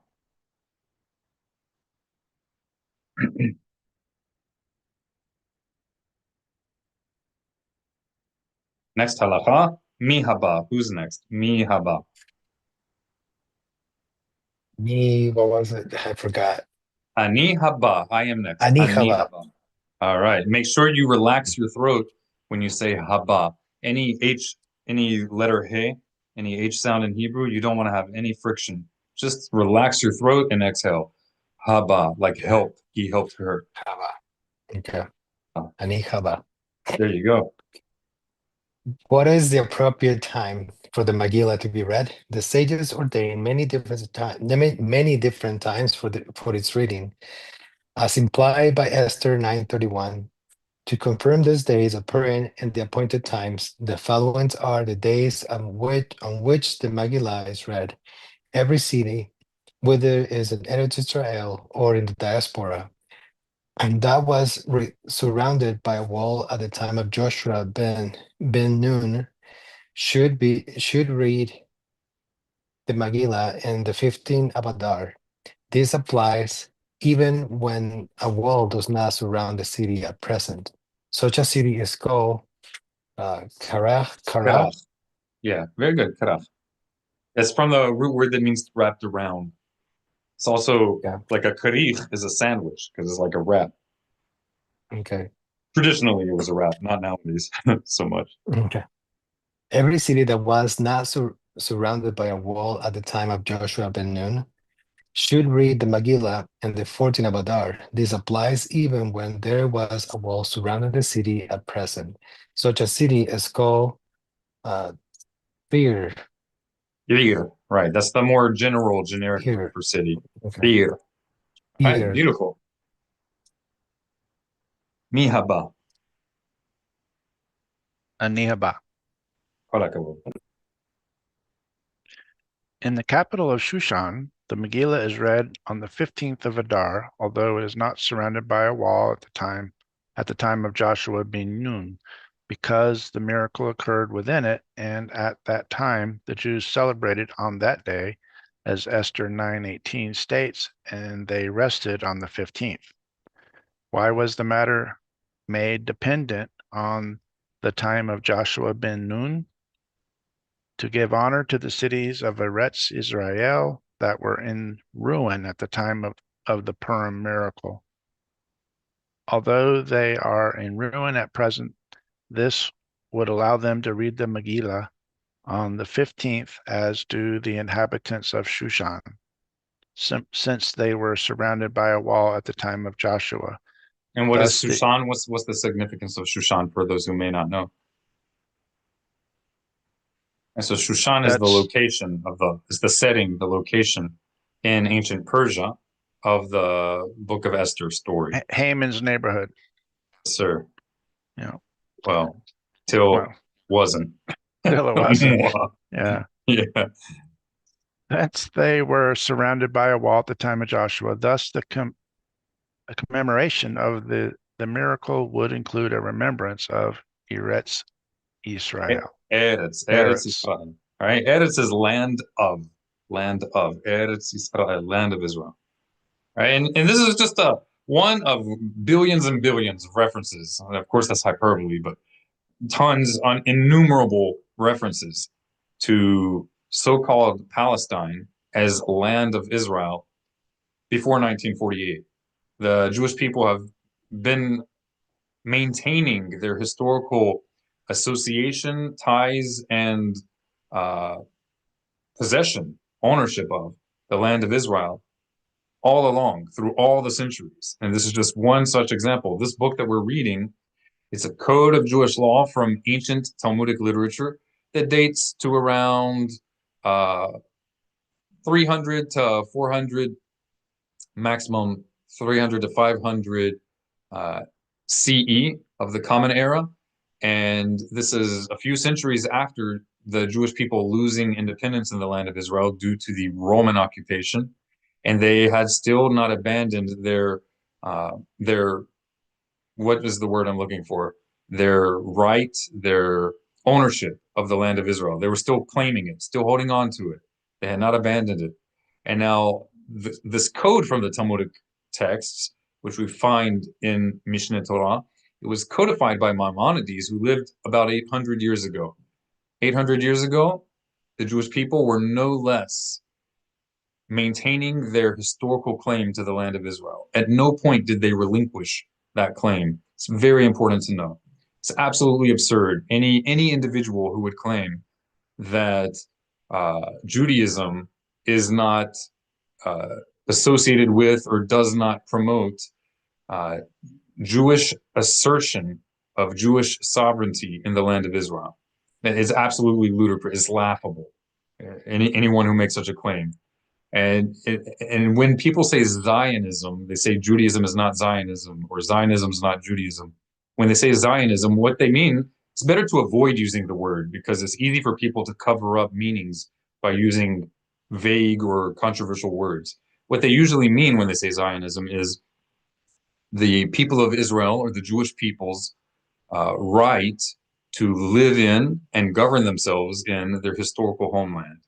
And of course, to defend themselves in the historical homeland. That's all that it means by the majority of people who use the term Zionism, by the so-called quote-unquote Zionists. That's all that they mean. It's not a reference to a specific political affiliation, as is sometimes associated with. There are religious Zionists who are Orthodox. There are less religious but traditional Jews who are Zionists, who subscribe and affiliate with different political opinions. There are atheist Zionists. There are all kinds of Zionists. The thing that unites them all is the admission. It's not merely that they encourage it, but they admit a fact that the Jewish people never relinquished their claim. That was the word I was looking for. The people of Israel as a nation, as a people, never relinquished their claim to the land of Israel. Never. Sorry for the soapbox, but it's considering current trends, it's important to always recall. And we're looking at it right here, right? You can see it in Hebrew, right? What do we see right here? Eretz Yisrael. Ard Yisrael. All right, the land of Israel. Halakha ha'ba'ah. Did anybody have any question about my little rant there? No questions about your rant. Amen. I will be bowing out. I've got to get to an appointment in town. Okay. So Slacker. I know. Yeah. I'm gonna leave my my profile up so it finishes the recording locally. And Okay. other than that, Shavua Tov, everyone. Shavua Tov, Sadiq. Go well. All right. Bo'o namshich. Anybody have any questions before we continue about the land of Israel? Is that surprising to anyone? Perhaps it's surprising. I mean, no judgment here. I know not everybody is familiar with classical Jewish literature or Jewish prayers. Is it surprising that there are references to the land of Israel as the land of Israel in Jewish texts that are pre-1948? Is that a surprise? Yeah, no, for me, it's not. I think it's clear through history, even though I think a lot of people confuse the exiles with the complete extermination of the people, right? That is not the case. Correct. Even the legal system of the Jewish people never was fully extinguished. Our Supreme Council of Scholars, our Supreme Council, our Supreme National Council of Legislators, that was unfortunately disbanded due to the massacres of the Roman occupiers, the European occupiers, right? However, the lower courts, what you might say in the United States, the lower circuit courts, they didn't all disappear. And they voluntarily acknowledged superior courts, either superior in number or scholarship. And they continue to do this in a continual chain up till the modern day. Right? We no longer have a unanimously agreed upon supreme religious court for the Jewish people, but local courts, they never ceased all throughout these generations. The Jewish people maintained their own independent legal system all these centuries. It's really remarkable. It's amazing. But they have always been truly a living nation, always. Simply That's true. exiled and maintaining their goal and their hope to return independently to their land. And that's on a conscious level. That is not a modern secular Zionist innovation. It's laughable, laughable. Religious Zionists, religious anti-Zionists, don't disagree with this. I'm talking about like regular Jewish, religious anti-Zionists. They don't disagree with this.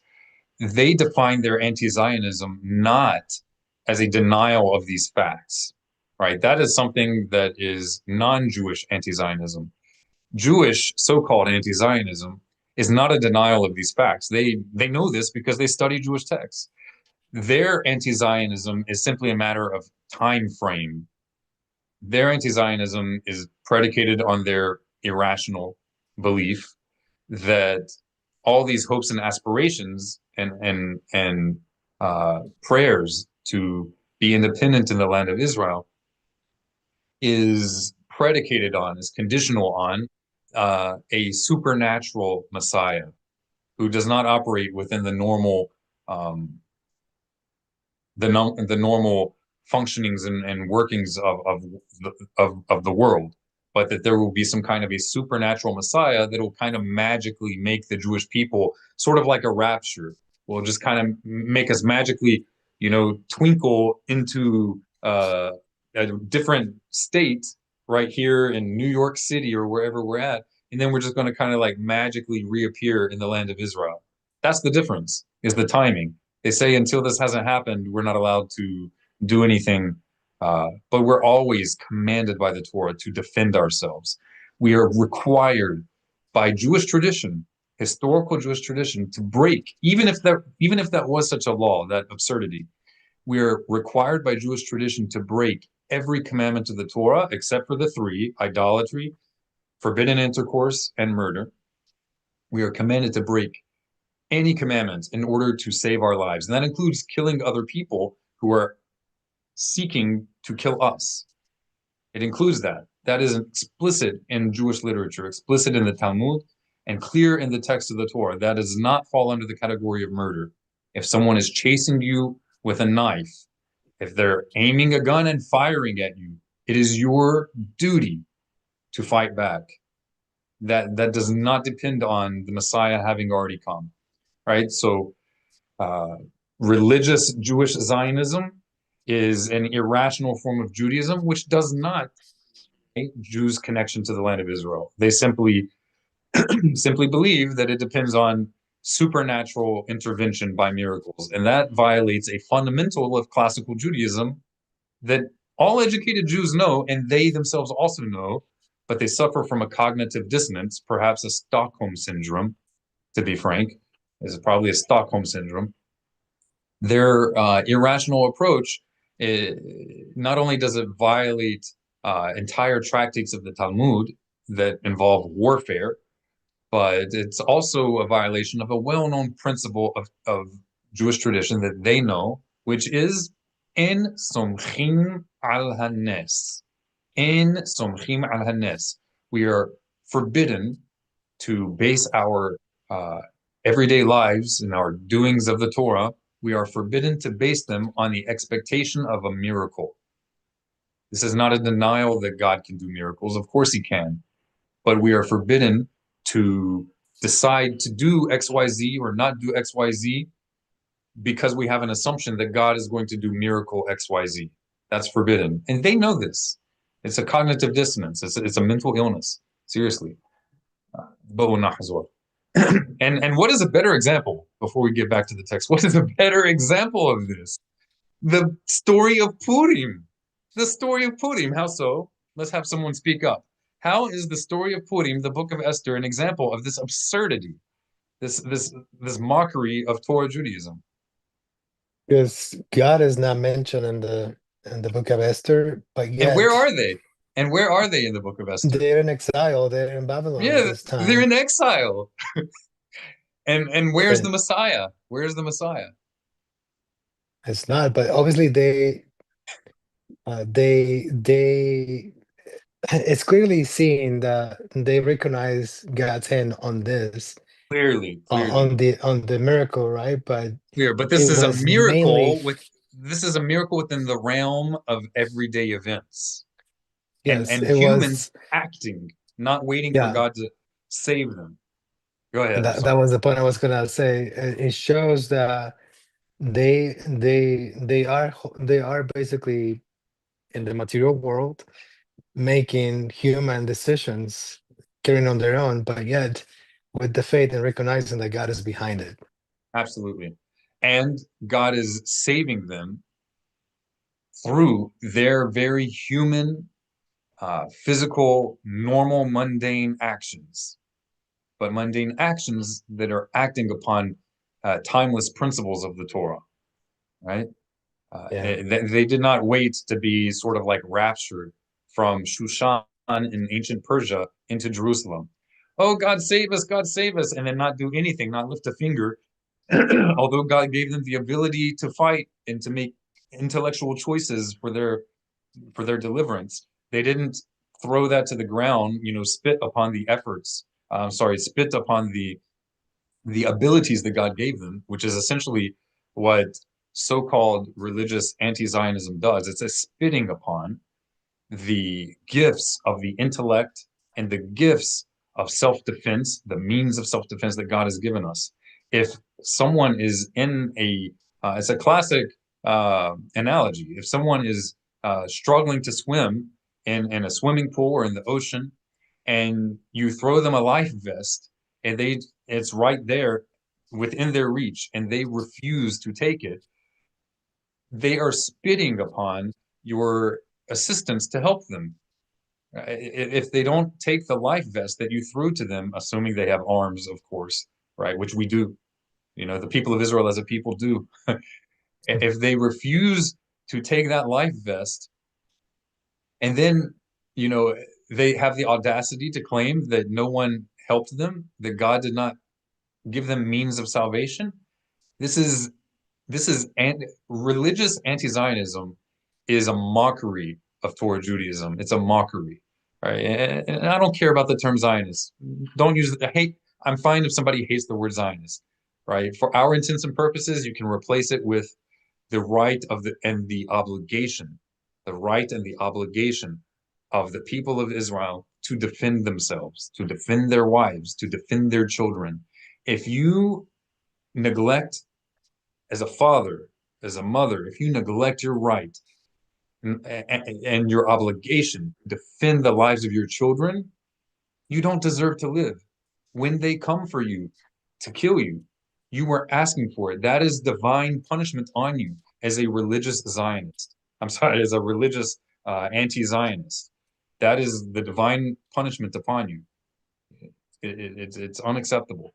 So we have in Jewish history two paradigms, two archetype examples for all generations, right?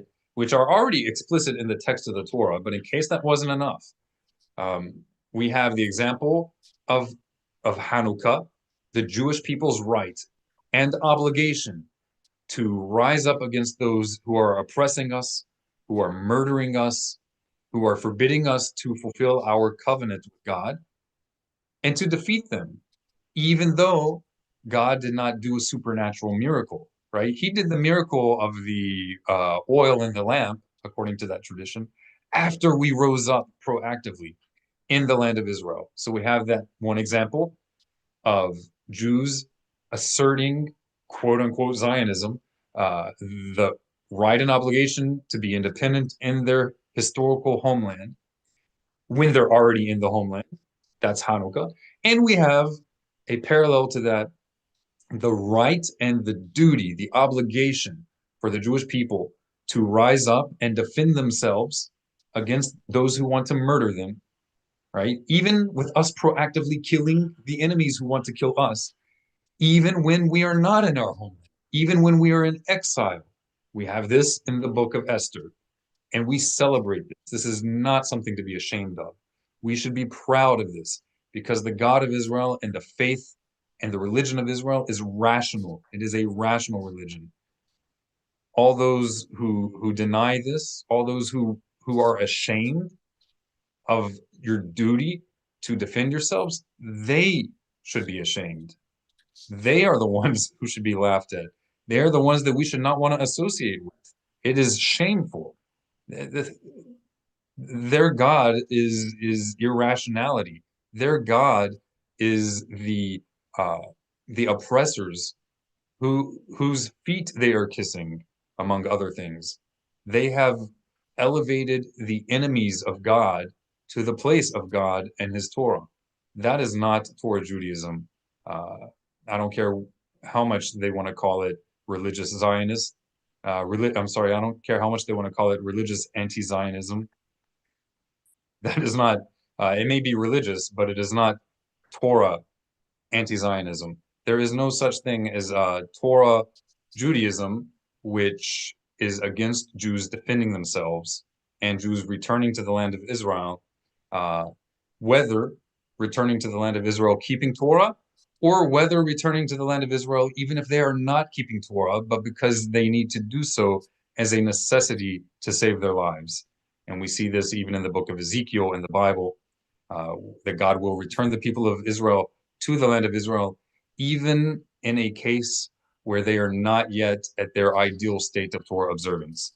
Ezekiel chapter 36. Let's continue.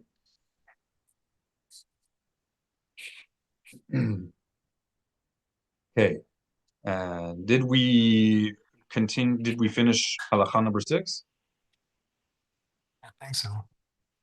I don't recall. No, I don't think we read 6. All right. The Who would sages, like to go? Go I'll ahead. go ahead. The sages ordained that the inhabitants of the villages who gather in the synagogues only on Mondays and Thursdays could read the Megillah earlier on the day when they gather in the synagogues. What is implied? If the 14th of Adar falls on either Monday or Thursday, the Megillah is read on that day. If it falls on a day other than Monday or Thursday, we read on an earlier date, on the Monday or Thursday that is closest to the 14th of Adar. We can skip this. You guys should feel free to look this up. We've shown you where it's at. It's in the 3rd of the 14 books of the Mishnah Torah, in the last section of that 3rd book, and it's the first 2 chapters. So these situations are okay. We can go ahead and pick up here. Mi haba, who's next? In a village where the Jews do not gather together to read the Torah on Mondays and Thursdays, the Megillah should be read only on the 14th of Adar. When the city does not have 10 people, we have no other occupation but to attend. Who have no other? Who have no other occupation, but to attend the synagogue for communal purposes. It is considered to be a village, and the Megillah is read earlier and on the day when people gather in the synagogue. If a city lacks 10 adult men, the very difficulty leads to its solution, and they are considered to be like the inhabitants of a large city and read the Megillah only on the 14th.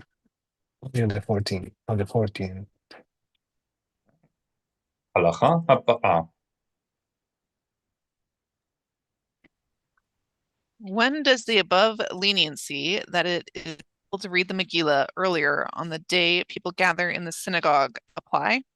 When Israel rules itself. In the present era, however, the Megillah is read only at its appropriate times, the 14th of Adar and the 15th. The inhabitants of villages and cities read on the 14th, and the inhabitants of walled cities read on the 15th. All right, now we see in this halakha an example of how the Mishneh Torah, the code of Jewish law known as the Mishneh Torah of Maimonides, Rambam, is distinct from other codes of Jewish law in that he brings the halakha from the Talmudic sages, both the halakha for in ideal situations and also the halakha for when the people of Israel are in exile. Whereas most codes of Jewish law, even till today, even the more recent codes of Jewish law, they typically only bring the halachot with regard to exile or with regard to when we do not have the temple standing. The Mishneh Torah brings both scenarios. And that is one of the main ways it's unique and important to learn. Because if you're learning other codes of Jewish law, you will only know exile Judaism, unless you're like literally a genius who has mastered the entire body of Talmudic, the entire corpus of ancient Talmudic literature, right? The vast majority of people never read it even once, and even the greatest scholars, uh, if we're honest, cannot memorize every single detail of all those different books. So if you want to know Torah Judaism in its ideal form that we should aspire to, you have to learn Mishneh Torah. Right? It doesn't mean you have to agree with every single opinion, but it's the only way you're going to, within reason, get exposure to the entire system of Torah Judaism. It's the only way, unless you're literally a genius. Right? So we see that right here. Halakha habaha. Let's see. Maybe we can skip this one if his intent was not to return. No, let's read it. Let's read it. Okay. The following rules apply when inhabitants of an unwalled city travels to a walled city, or an inhabitant of a walled city travels to an unwalled city. If his intent was to return home for the day of the Megillah reading, but he was prevented from returning, he should read the Megillah on the day when it is read in his home. Right? If the His place of origin. Okay. If his intent was not to return home until after the day of the Megillah reading, he should read the Megillah together with the people in the place where he's visiting. The following rules applies to all the homes adjacent to the walled city, which are seen together with it. All right, let's If hold there up. are, When it says homes adjacent to the walled city, this means people who live outside the walled city, but they're visually like if you're looking from a great distance, you would view those houses, even though they're outside the walled city, you would view them as being associated with that city, right? They're close enough proximity that you see them together as like one region or metro area in modern lingo. cool. Thank you. That makes sense. All right, and this is applicable today to the city of Israel, because you have the ancient city of Israel with the wall, and not all of ancient. Did I say Israel? This is applicable to the ancient city of Jerusalem, which is historically a walled city. And some parts of the ancient walled part are no longer within the walls, but most of modern state of Jerusalem is in areas that are not walled and never were walled, right? So this is very applicable in modern times for Jerusalem, for example. Okay. If there are not more than 2,000 cubits between them, they are considered to be part of the walled city. If their inhabitants should read the Megillah on the 15th. And their inhabitants should, right? Oh, so they're counted yes. as if they are part of that walled city, even though they're outside of it in this scenario. So when Yes, sir. we are in the land, for example, if we're in Israel and Jerusalem, we will read it on the 15th. If we're in the diaspora, we read it on the 14th, the day before. Correct. That's right. All right. Mihaba. If you guys get tired, I can read, but I know you guys love reading. That's why you're here at Mishnah Walk.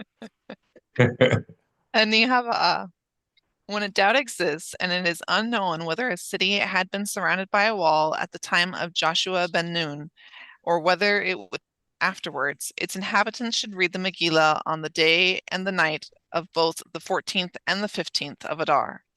They should recite the blessing only when reading on the 14th, since this is the time when the Megillah is read in most places in the world.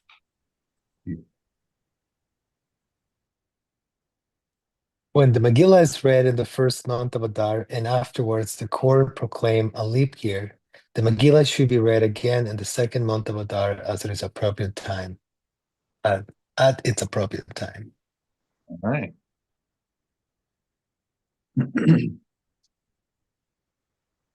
And that's an example of the Mishnah Torah, again, giving halakha for all the different eras of Jewish history, including the ideal era. That's important. When we don't learn the halakha for the ideal state, then we forget that there is an ideal state that we're supposed to be striving toward. You know what I mean? Like, if you never talk about the temple, then people will never feel the impetus to work toward doing those commandments that apply in the temple, for example. I think it's also important that we have continuity of the service, because when the temple is restored, if you don't keep it, you lose it. Yeah, if we never learn about those laws, then we'll really have no idea what we should be doing. You know? Yeah. The Megillah should not be read on the Sabbath. This is a decree enacted so that one should not take it in one's hand and bring it to a person who knows how to read it, thus carrying it 4 cubits in the public domain. Everyone is obligated to read the Megillah, but everyone is not capable of reading it. Thus, there's the possibility for such an error to occur. For this reason, if the appropriate time for the Megillah to be read falls on the Sabbath, we read it early on the day prior to the Sabbath.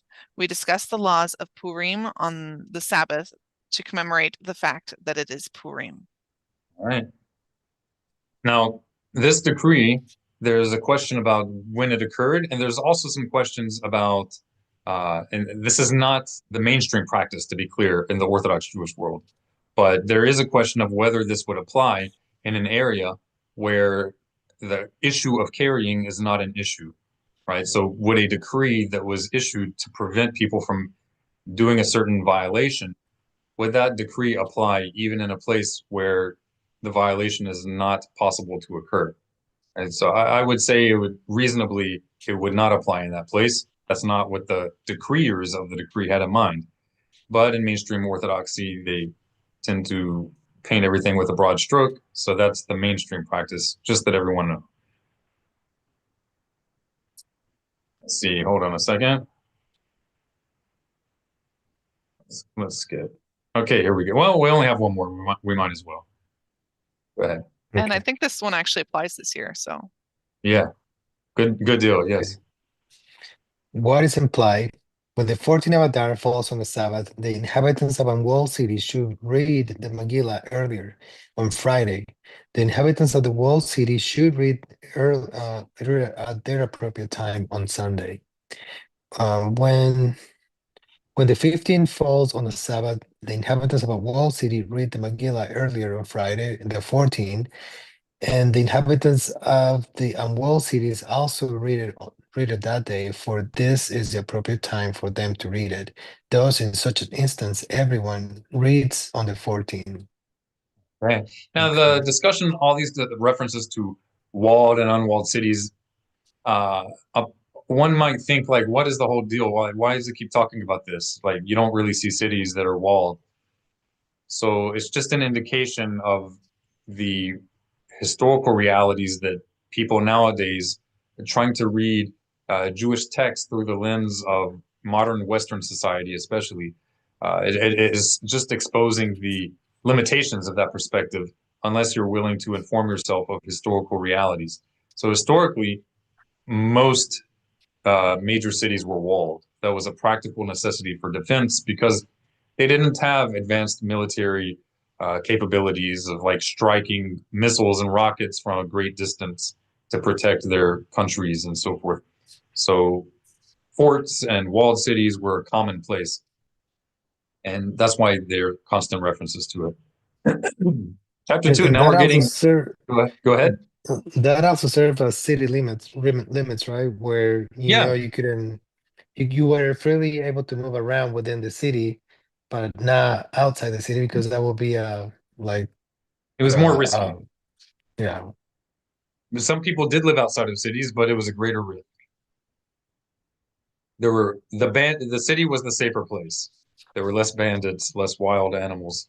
And in the Middle East, there were wild animals not even that long ago in the great scheme of things. Even in biblical times, there were wild animals in the Middle East that no one thinks about being in the Middle East nowadays, like lions. There were lions in the land of Israel. There were ostriches. There were all kinds. There were tigers all the way up into northern Iraq. Tigers. Northern Iran. There were tigers there until not that long ago. That's some crazy stuff. You definitely would have wanted a wall around your city. It was the place to live. All right, chapter 2. So when we edit this video, it would be nice to separate these two chapters because one is much more technical. The first chapter is more technical about timing, and chapter 2 is much more practical. Okay, so it would be nice to separate these two and give a separate title, a separate link, so that people can skip to this one, since most people just rely on their calendars. All right, who's ready? If anyone wants to leave at any point, feel free. This is the more practical chapter that we're going to be reading, but I do know that some people have time limits, so don't be ashamed if you need to go, then feel free. But I really would like to complete this chapter. And that includes you, Heather. If you really want to go, don't worry about going. Maybe you can transfer the host to me if you will need to go, and I'll finish it to the end. Sababa? Sababa. Yofi. Bo'i nathil. Let's continue. Let's start. When a person reads the Megillah in proper sequence, he does not fulfill his obligation. If a person was... Did you say improper or improper? Be careful to separate. I don't know. I think I said it wrong. Let's read it one more time. Make a clear distinction, because that's kind of a tongue twister there. Yes. When a person reads the Megillah in improper sequence, he does not fulfill his obligation. If a person was reading, forgot a verse, and read the following verse, went back and read the verse he forgot, and then read a third verse, he does not fulfill his obligation because he read a verse in improper sequence. What should he do instead? He should begin from the second verse, the verse he forgot, and continue reading the Megillah in its proper order. Yofi. Okay. Now, we are talking about an entire concept and institution in the Torah-observant Jewish world that was instituted by the sages of Israel. These are not Torah commandments, but they instituted it in a certain framework. It's not just a free-for-all, do whatever you want, right? There's supposed to be a certain order. They wanted it to, for example, be read from a scroll to give it a more official feel, so that it wouldn't just be like any regular reading of scripture, from a book or from a codex, but that it would feel like a real, momentous event, right? And likewise with the reading, it should not be haphazard reading. It should be, in a very respectful and an elevated type way. Yes, sir. Okay, now I was going to read the next one. Go right ahead. B'chavod. Should one encounter a congregation that has already read half of the Megillah, one should not say, I will read it later. I will read the latter half together with this congregation, and then go back and read the first half. For this is reading in improper sequence. Instead, one should read the entire Megillah from beginning to end in order. When a person reads a portion and pauses and then goes back and continues reading, since he read in order, he fulfills his obligation, even though the entire Megillah could have been read while he had paused.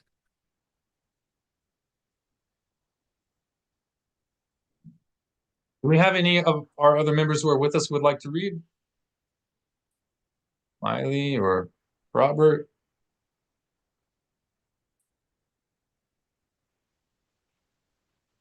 All right, let's keep going.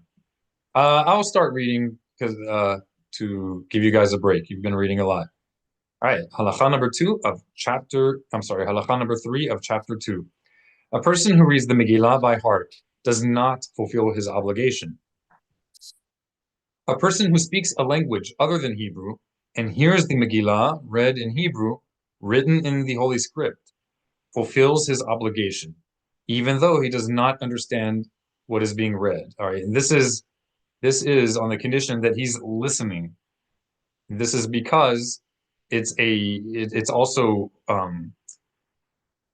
serving to learn the Megillah in the original language. So even though he doesn't understand every word, it has the added benefit of learning Hebrew, even if he doesn't learn everything perfectly in that one sitting. But if he's paying attention, he will start to pick up certain repeated words, and it will have added value, right?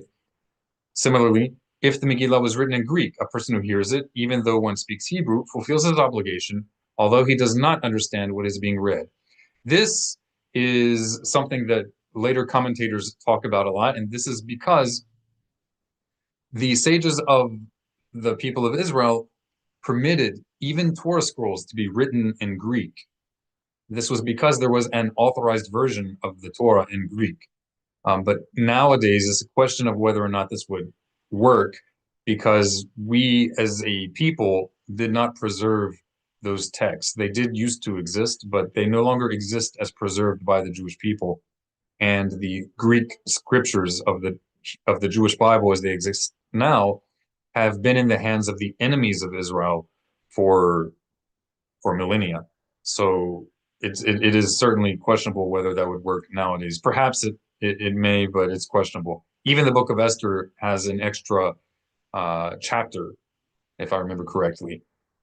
So just to give you an idea of it has been tampered with. So the standard practice is to read it in Hebrew. And even if you don't understand Hebrew, you can fulfill your obligation, right? But you do need to be paying attention. Okay, halakha haba'ah. If, however, it was written in Aramaic or in another language of Gentile origin, one who listens to this reading fulfills his obligation only when he understands that language, and only when the Megillah is written in that language. In contrast, if the Megillah was written in Hebrew and one read in Aramaic for a person who understood that tongue, one does not fulfill one's obligation, for one is reading by heart. And since the reader cannot fulfill his obligation, the person hearing it read by him also cannot. Right? So that means the reader here does not know Aramaic, but they're able to read the Aramaic because it's written in Hebrew script, right? Just like the ancient translation of Onkelos, the Aramaic translation of the Torah, it's written in Hebrew letters. You could be able to read it without knowing what you're actually reading. But what do we see here that's significant that very few people talk about?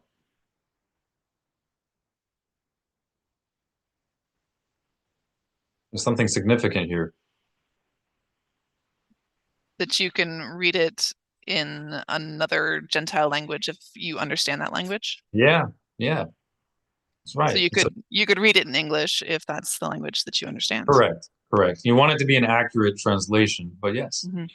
The only issue here is that it needs to be in a codex form, right? That was going to be my question. Like, what if you don't have a scroll? Yeah, and you I have used a it in the wrong. codex.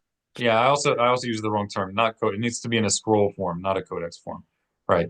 But excuse me. But we see here, though, that in essence, it's not inferior.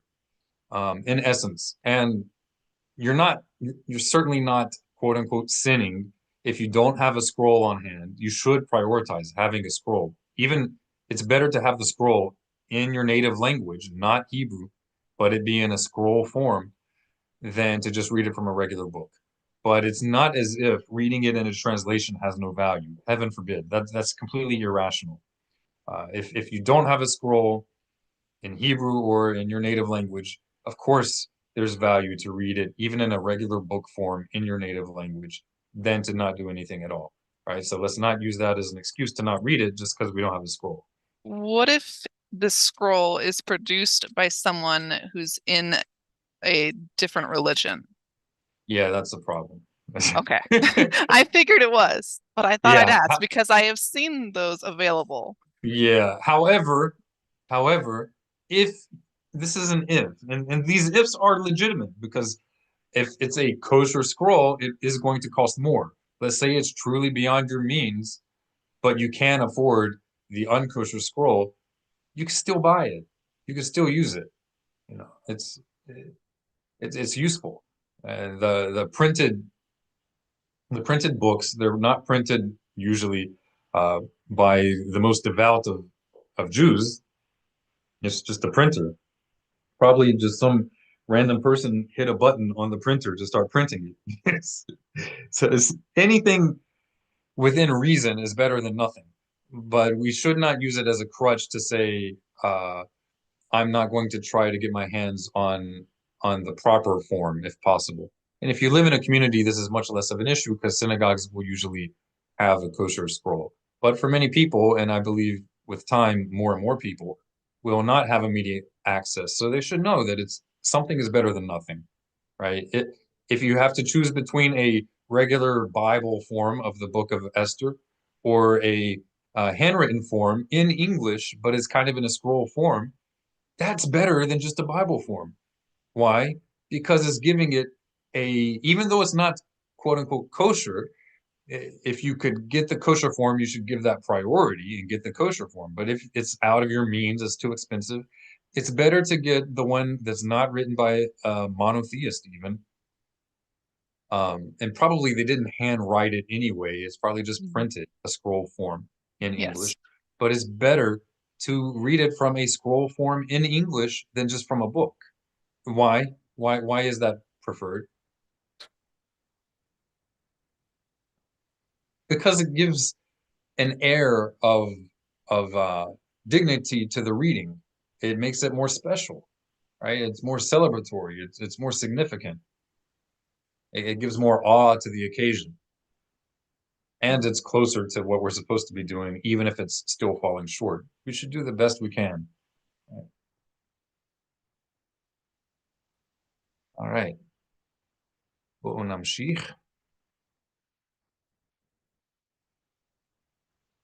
Number 7.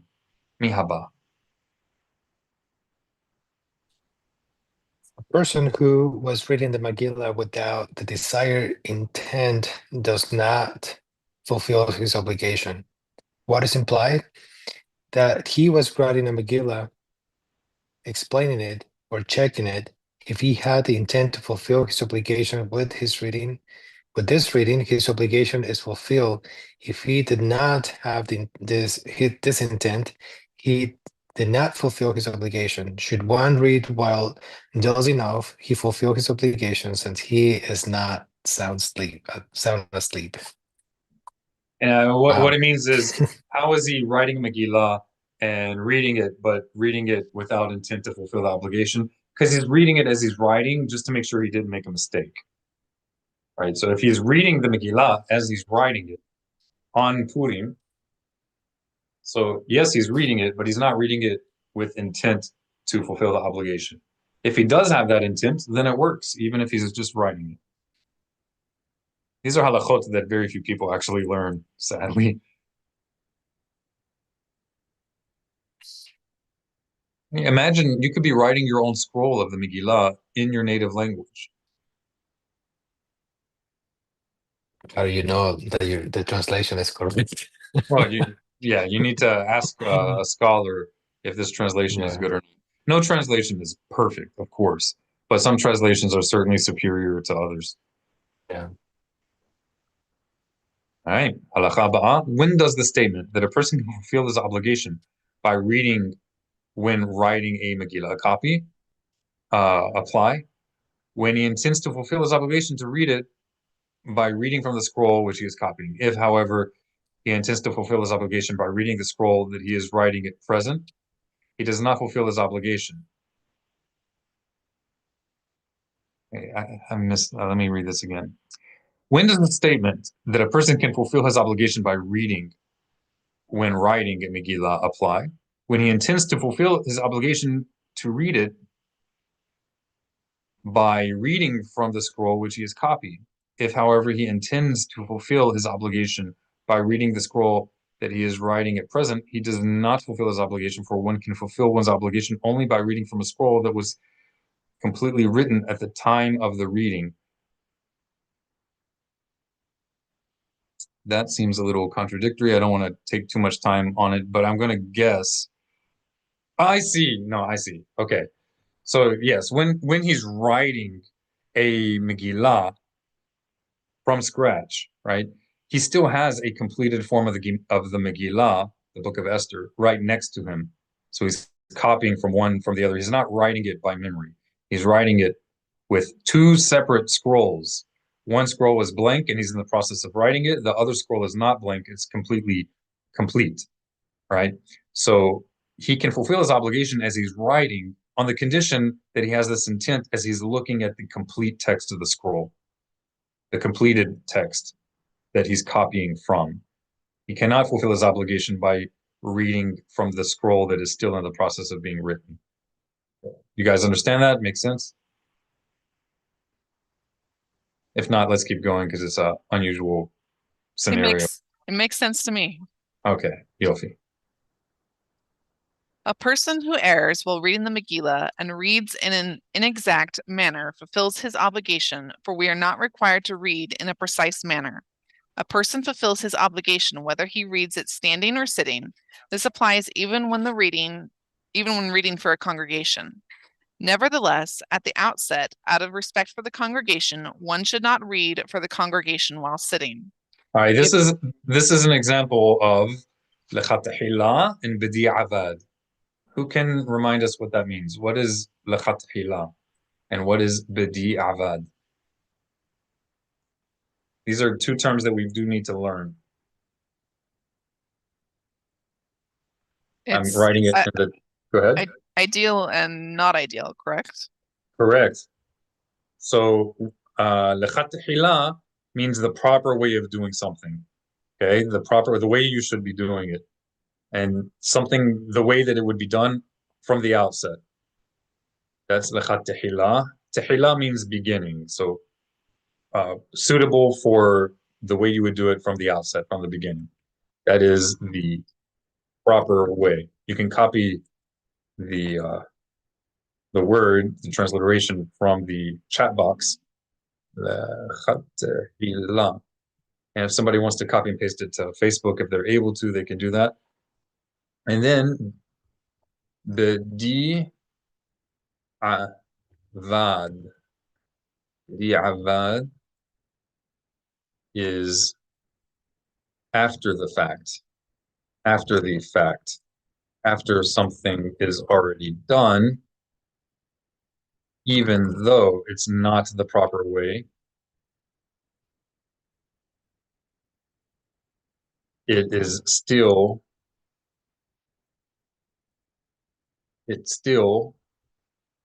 fulfills the obligation, such that you are not required to do it again. Okay? So these are common concepts in all of Torah observance. You have an ideal way, then you have a b'di'avad way, a way that is that fulfills an obligation, even though it may not be the proper or best way to do it. So if you do something in a b'di'avad way, what that means is it may not be the best way to do it, but if you did it that way, you don't need to repeat it. You don't need to do it again. You did fulfill your obligation. And sometimes, for example, here, where it says in a halakha that you could do something a certain way, sometimes when it says that, it's not saying that it's proper to do it in that way. What usually happens is that first the halakha will give, not just here, but anywhere in Jewish law, if you see this, often it will first give the basic way of doing the obligation in the broadest way, and then it will narrow it down to the more proper way. And sometimes it doesn't even expound on the proper way because it was something that was so widely understood already. For example, in the laws of prayer, there's a place where it says that you're permitted to enter into a synagogue wearing shoes. Well, today that's a common thing, but where it says this in halakha, where it says that you're allowed to wear shoes in a synagogue, it's listed together with you're allowed to wear just an undershirt. You're allowed to enter without your head covered. You're allowed to enter with a walking stick, which probably has dirt on it. And you're allowed to spit in the synagogue. It doesn't say you're allowed to spit in front of someone in like a rude way, but one would think that, and correctly think, that it's not proper to spit in such a holy place. But it could be that there's a certain pressing circumstance where maybe someone spit up stomach acid or something and it burns them, they need to get it out of their mouth, right? So there's a halakha that states you can do this. You still want to do it in the most discreet and respectful way that you could. But the point is that just because a halakha may say that something is permitted or it fulfills an obligation, it doesn't always mean that it's the proper way to do it. And sometimes it doesn't even expound upon the proper way because at the time of it being written, it would have been so obvious to the readers. But sometimes with the changing of cultures and time, such as the modern time, these things get lost, such as wearing shoes in synagogues. Nowadays, if you enter most synagogues without shoes, people will think you're being disrespectful. Did you send the chat? Because I don't see it here in the chat box. About lechatchila and b'di'avad? Yes. Yeah, I sent it. Yeah, it's there. Well, let me try pulling this up again then. I don't know. can text it to your WhatsApp. Okay. Copy. I'll just do that real fast. I'm gonna unshare my screen while I do that so you guys don't see people who I'm chatting with and maybe they don't want to show up on there. Let's see. Like me and Victor talking about Heather, for example. That was supposed to be funny. That was not funny. I laughed. I was just muted. It was awkwardly silent. Okay. I sent it to our joint chat between me and Heather and Victor, where Heather can see everywhere that I'm talking about her shamelessly, Victor. All good things, I'm sure. Yes. Okay, did you get it? I'm still logging into WhatsApp on my computer, but I will have it in a moment, I'm sure. No problem. No problem. Oh, there you are. You can see all my stuff because I was delayed. Okay, let's go ahead. Here we go. All right. A person who errs while you were in the middle of reading and I interrupted you. I think you were reading, weren't you? You were reading know. and I interrupted you to state something that is a fairly basic universal principle of halakha. It was worth stopping to talk about. A person fulfills his obligation whether he reads it standing or sitting. This applies even when reading for a congregation.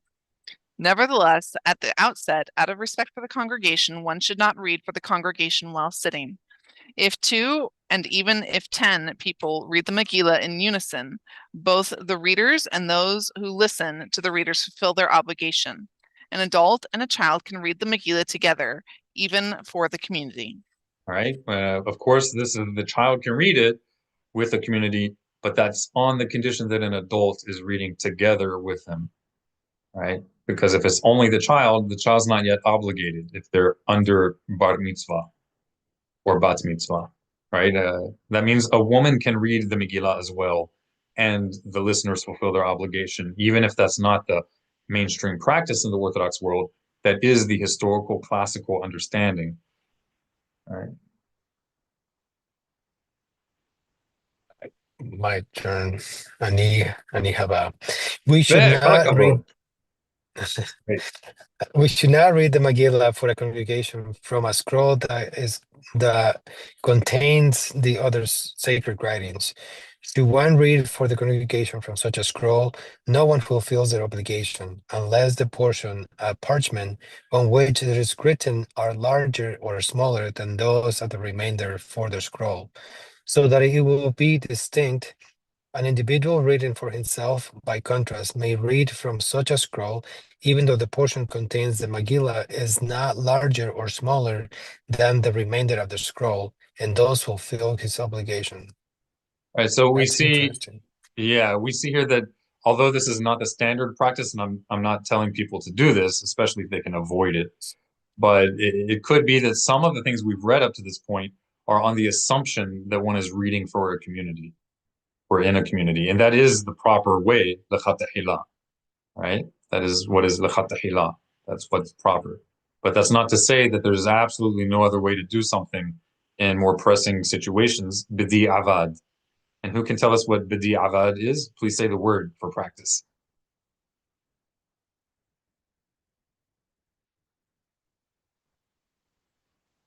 Can anyone? No. Go ahead. I don't. So bidi avad means doing something in a way that does fulfill the basic duty of something, but it is not the ideal way of doing it. Oh, there you go. So how do we Let's say talk it? about it. How do we say it? Bidi ava. Yes, bidi avad. And to do something in the proper way, the ideal way, is lechat tehillah. Lechat tehillah. A Megillah may be written only with ink on gavil. This is a certain layer of the leather of parchment, of skin of an animal, okay, that's suitable for writing on. A Megillah, the scroll of Esther, may be written only with ink on gavil or on klaf, like a Torah scroll. If it was written on gall nut juice or vitriol, it is acceptable. But if it was written with other tints, it is not acceptable. There are logical reasons for this if you sit down and think about it. These things are not like mystical, arbitrary things that don't make sense in the real world. It must be written on ruled parchment like a Torah scroll. Right? These are things to make it standardized and clear and easily read. And it's because of that, in the merit of these sorts of halachot, that the text of the Torah was so accurately preserved. If they were permitted to just be written in, more haphazard ways, that increases the chances of errors entering into the text. The parchment need not, however, be processed with the intent that it be used for the mitzvah. So, as long as the text is from a proper type of animal, it doesn't have to be processed for the intent of doing the mitzvah. You could just order certain leathers to write on if you would like. If it was written on paper or on an animal hide that was not processed, or if it was written by a non-Israelite or by an Israelite who is a heretic, a denier of the Torah, it's not acceptable. Okay? So we see that there is not an inherent superiority of someone who is an Israelite, born Jewish or a convert. There's not an inherent superiority to non-Israelites. Okay, the difference is only in obligation, and that they are obligated to the covenant. Right? The difference is in accountability, legal accountability to the courts of Israel and to the hand of heaven, but it's not an inherent superiority. If a Israelite, whether born Jewish or converted, if they reject the Torah, they're no better than a non-Israelite who doesn't keep the Torah. Only difference is their culpability.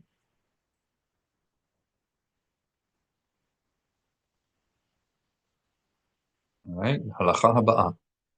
The following rules apply when the letters of a Megillah are rubbed out or torn. If a trace of the letters is discernible, the scroll is acceptable, even if most of the letters have been rubbed out. If no trace of the letters is discernible, the scroll is acceptable if the majority of its letters are intact. If not, it is not acceptable. If the scribe left out certain letters or verses, the reader reads them by heart, he fulfills his obligation. Okay, so that's in contrast to the general rule which was given that you cannot fulfill the reading of the Megillah by just reciting it by heart. So we learn here that that is in general. That means you shouldn't be reading the entire thing by heart or, large sections of it. But if you're reading from an actual written complete scroll of the Megillah and something, is an if there's like a mistake here or there, or something has just been completely rubbed out, but this is not the majority, right? Notice majority here.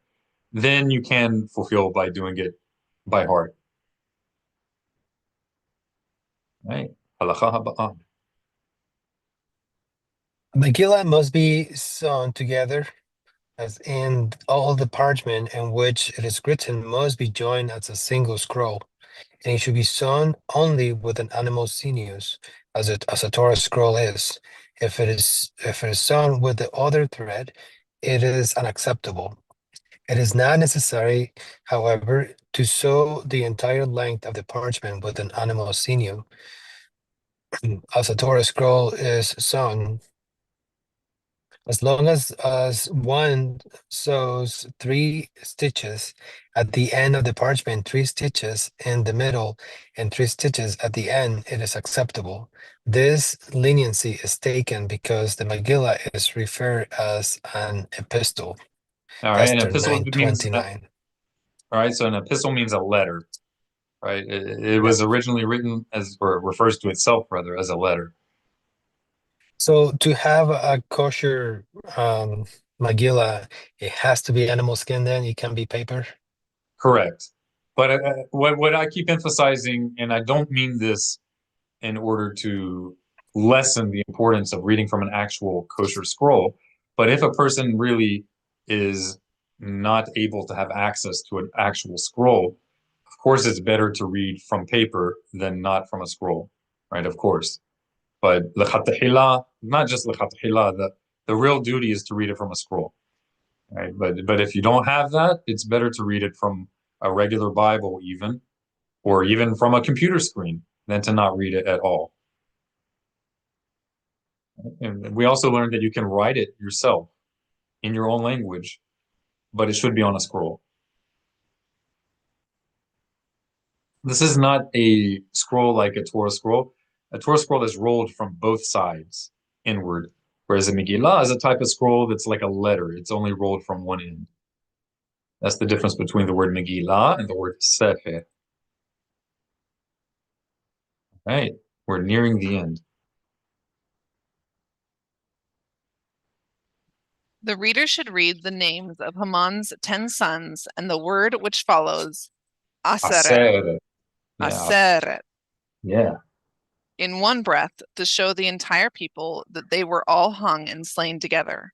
It is universally accepted Jewish custom that as the reader of the Megillah reads, he spreads the text out as an epistle to show the miracle. When he concludes, he goes back, rolls up the entire text, and recites the concluding blessing. On these 2 days, the 14th and the 15th of Adar, it is forbidden to eulogize or to fast. This prohibition applies to all people in all places, right? So that's not just on the 14th in places where the Megillah is read on the 14th. That's not only on the 15th in places where the Megillah is read on the 15th, but both days are forbidden to eulogize or to fast. This prohibition applies to all people in all places, to the inhabitants of the walled cities who celebrate only the 15th, and to the inhabitants of the unwalled cities who celebrate only the 14th. In a leap year, it is forbidden to eulogize and to fast on these 2 dates in the first Adar as well as on the second Adar. So on Jewish leap years, we don't just have a few extra days added on certain months. Instead, on Jewish leap years on the Hebrew calendar, instead of having a few extra days added to different months throughout the year, what we have is an entire extra month of Adar. So this is saying that on both months of Adar on a leap year, these days are days to commemorate by not fasting and not eulogizing. When the inhabitants of the villages read the Megillah earlier, on the Monday or Thursday before Purim, they are permitted to eulogize and to fast on the day they read the Megillah, and they are forbidden to eulogize and to fast on these 2 dates aforementioned, even though they do not read the Megillah on them. Right? Mi haba, is a mitzvah for the inhabitants of the village and unwalled cities to consider the 14th of Adar, and for the inhabitants of walled cities to consider the 15th of Adar as a day of happiness and festivity, when portions of food are sent to one's friends and presents are given to the poor. It is permitted to work on these days. It is not, however, proper to do so. Our sages declare, whoever works in Purim will never see a sign of a blessing. And it's an example of hyperbole. The sages of ancient Israel often used hyperbole, which means they were supposed to be understood in context. They were not supposed to be all intended ultra literally, but usually there's a spirit of truth behind it. And they use the hyperbole to drive the point home so that people would take certain things that may be easily neglected, that they would be taken more seriously. So, for example, if you are forced to work on Purim because your family might starve, that doesn't mean you're not going to see a sign of blessing. What it means is that if a person has the means to not work on Purim, but they still work on Purim anyway, just because of lack of taking it seriously, this is a mindset. This is a type of mentality that is likely to prevent them from seeing the fullness of blessing in their life. That's the idea. Sort of how it also says that a person, this is not these things are not halakha, to be clear. It's not something that you do or don't do, but they're sort of like cliche sayings to drive certain concepts home. So it's similar to how our sages also said that a person who embarrasses his fellow in public is as if he murdered. He's like a murderer. They say he's like a murderer. It's not intended to be literal. It's just intended to awaken us to be more cautious about something that we may not have taken so seriously otherwise. They also stated that an Israelite, a monotheist Torah observant Jew who lives outside the land of Israel, that he's like an idolater. They didn't mean it literally. What they meant was that because you're outside the land of Israel, you are in some ways associating yourself with idolaters, even if you are not an idolater. And perhaps you're also more likely to mix in with the idolaters. It doesn't mean you will, but the odds are higher. And they stated this not to say that you should relate to Jews who live outside of Israel as if they're idolaters. Rather, they stated it to awaken Jews who live outside of Israel to the awareness that they should not take the fact that they live outside of the land of Israel too lightly. They should not think that they are that where they live is where they ideally should be. And that again comes back around to the idea that the Jewish people never forfeited their claim to the land of Israel and their association with Israel as their inheritance. All right, Should the inhabitants of the villages read the Megillah earlier on a Monday or a Thursday and give monetary gift to the poor on the day in which they read, they fulfill their obligation. The rejoicing and the festivities of Purim holidays, by contrast, should be held only on the day of the 14th. And if they are held earlier, a participant do not fulfill their obligations. A person who conducts a Purim feast at night does not fulfill his obligation. And it's not saying you can't have a feast at night, but it should not be to the exclusion of doing it during the day, right? The basic obligation for a Purim festive meal is in the day part of Purim. That's all that's saying. And you can see the practicality of this because a lot of synagogues currently will often have the major celebration the night of Purim. This is common. I've seen it in many places. And then because people work the next day, they often neglect it. Very wide negligence of the halakha. It's a special day. Right? Mi haba. Ani haba'ah. What is the nature of our obligation for this feast? A person should eat meat and prepare as attractive a feast as his means permit. He should drink wine until he becomes satiated and falls asleep in a stupor. Similarly, a person is obligated to send 2 portions of meat, 2 other cooked dishes, or 2 other foods to a friend, as implied by Esther 9:22. Sending portions. Let's slow down.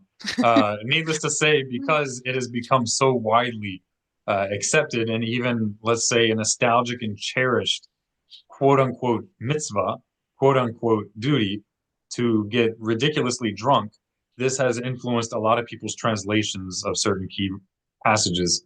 And this is not the most cautious passage. And this right here is this is misleading. We've already discussed that topic. There is a rabbinic obligation to drink on Purim if you don't have issues of alcoholism, and you should drink until you reach the first stage of feeling the effects of alcohol, and then you should go to sleep, right? Feeling that stage, that light stage of lightheadedness, happiness, but it's not what is intended is not what is conveyed in this misleading translation, which might make you think you should drink until you're acting like an idiot. That is not what's intended. That's dangerous, and it's it's for a prohibition. Let's keep going. Similarly, a person is obligated to send 2 portions of meat, 2 other cooked dishes, or 2 other foods to a friend, as implied by Esther 9:22, sending portions of food one to another, i.e., 2 portions to one friend. Whoever sends portions to many friends is praiseworthy. If one does not have the means to send presents of food to a friend, one change one's meal with him, each one sending the other what they had prepared for the Purim feast, and in this way fulfill the mitzvah of sending presents of food to friends. All right. Mi haba. One is obligated to distribute charity to the poor on the day of Purim, at the very least, to give each of 2 poor people one present, be it money, cooked dishes, or other food, as implied by Esther 9:22. Gift to the poor, as in 2 gifts to the poor people. We should not be discriminating in selecting the recipients of this Purim gift. Instead, one should give to whomever stretches out his hand. Money given to be distributed on Purim should not be used for other charitable purposes. That's good to know. Yeah. It is preferable for a person to be more liberal with his donations to the poor than to be lavish in his preparation of the Purim feast or in sending portions to his friends. Let's read this one more time because it's widely neglected, horribly neglected. It is preferable. That's the proper thing to do in the spirit of Torah.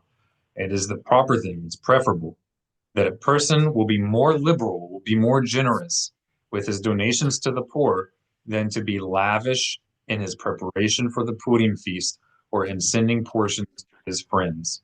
For there is no greater and more splendid happiness in the Torah sense of happiness than to gladden the hearts of the poor, the orphans, the widows, and the converts. All right, this is the most frequently repeated concept in the Torah, right? And neglecting to do this is neglecting the most frequently repeated concept in the Torah. And the Orthodox establishment has a lot to repent on every Yom Kippur regarding this, specifically with converts, to be very frank. It's even to the point that I've seen on more than one occasion in Jerusalem, they have these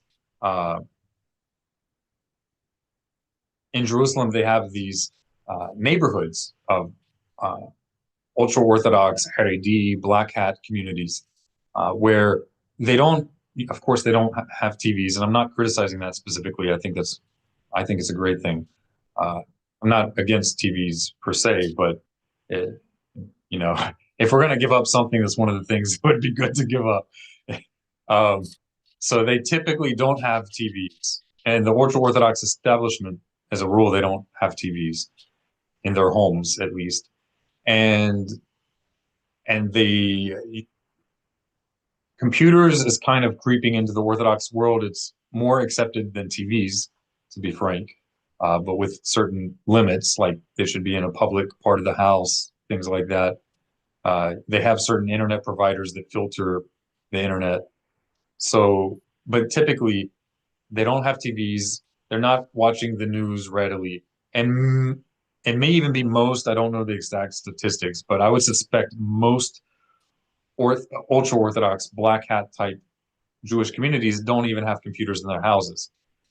They usually don't have phones that have browsers on them. They have what are called kosher phones. So what do?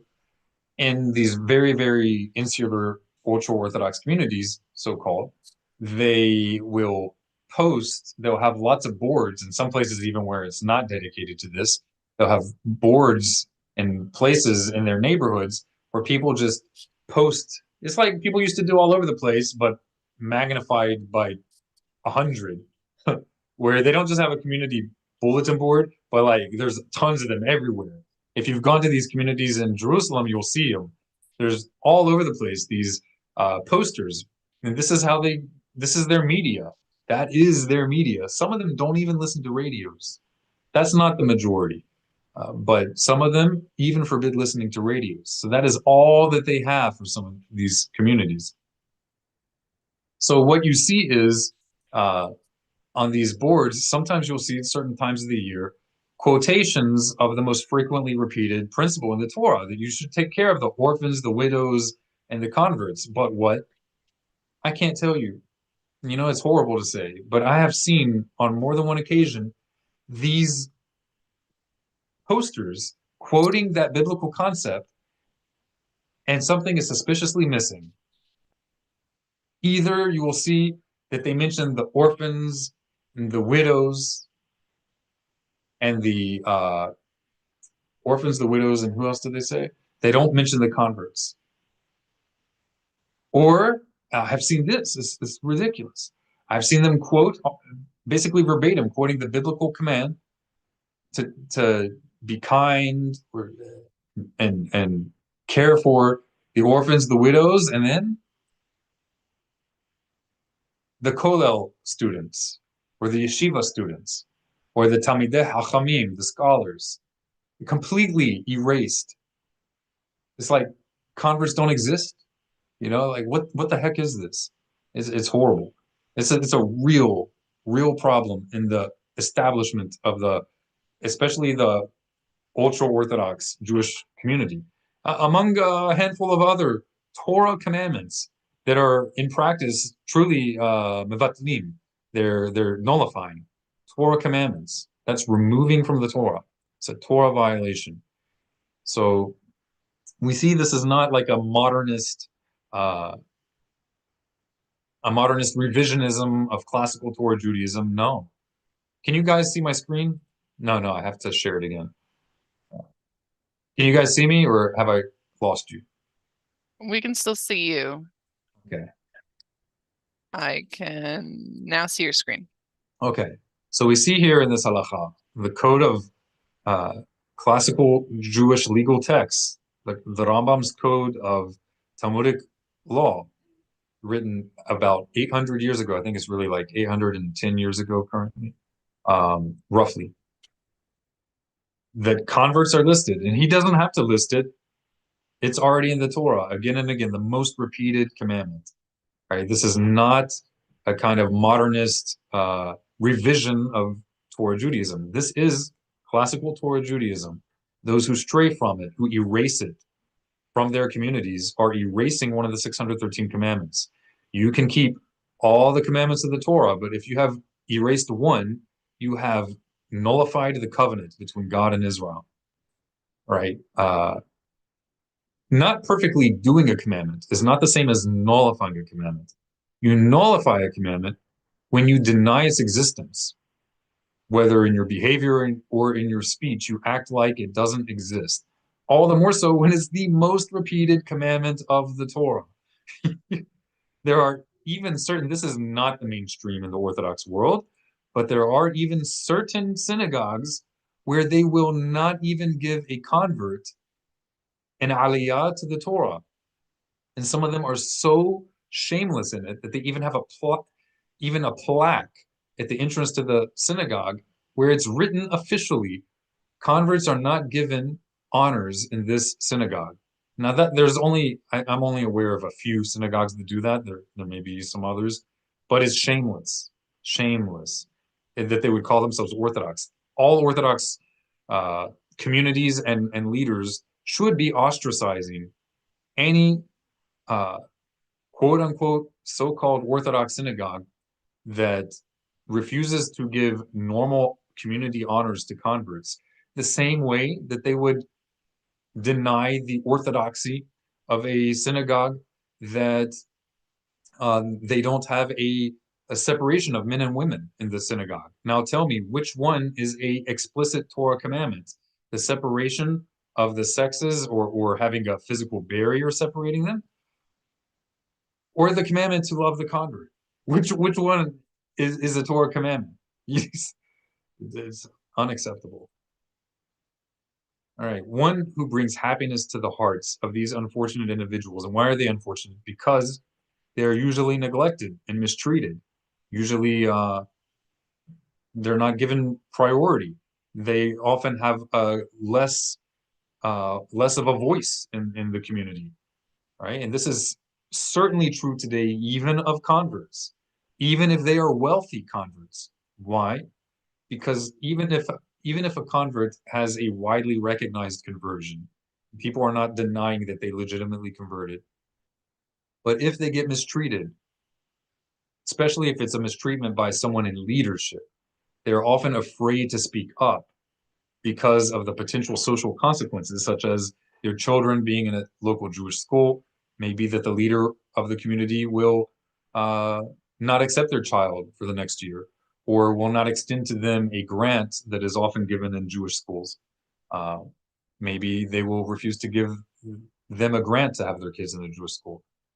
Maybe they will not help find a spouse, or a shidduch, serve as a matchmaker for their children in the community. And these are things that are commonly done in the Jewish community. And if you speak out, it's not just with a convert, any Jew, even if they're born Jewish and grew up in an Orthodox world, if they make too much of a ruckus about certain sacrosanct holy cows in the community that may be problematic holy cows, they can suffer similar consequences. It's a big problem. Sometimes it's a necessary thing, but the sad thing is that it can be abused. Right? And this is certainly the case with converts. It's a big problem.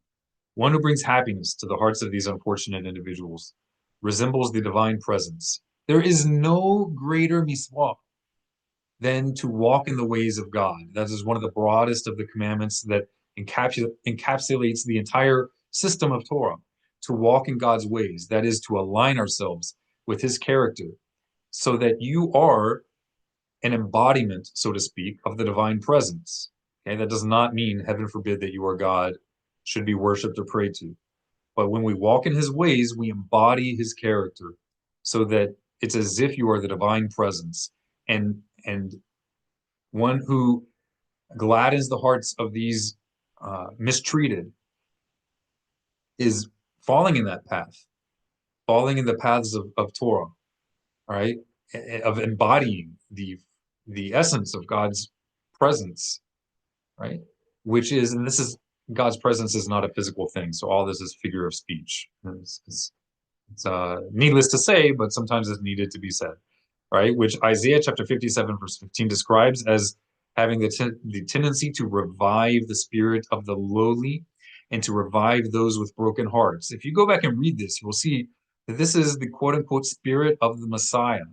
So those who rejoice the hearts of these downtrodden, and Purim is supposed to be a time that we amplify this. This is a part of the salvation of Israel, and a part of the entire purpose for that salvation of Israel, to be an opportunity to manifest the divine presence in our actions, in our behavior, and this is the embodiment of the spirit of Mashiach. It's not a conscious spirit of an individual. Don't be misled. But it's spirit in the sense of doing something with a spirit of love or with a spirit of happiness. It means with a sense of, with a motivation of, and with a passion of something. right? So in this context, it's especially with the character of something, not a conscious character, but behavior, the virtues of, right? So when we say you embody the divine presence, what we mean is you're exhibiting in your frame of mind and your frame of heart and in your actions, you're exhibiting, i.e., embodying the virtues and the principles that God expresses, which is reflective of his glorious nature within creation. And that's what you're doing. And that is what the spirit of Mashiach, of Messiah, is. And every Jew has that within him and embodies the spirit of Mashiach when we align with the ways of God, with his character, with his virtues. And this is the fundamental essence of Torah. This is the end-all goal, right? And this is a resurrection that we can all instigate. Right? This is not some kind of supernatural hocus pocus. This is a resurrection of the spirit, enlivening of the spirit of the lowly, reviving those with broken hearts. Mihaba.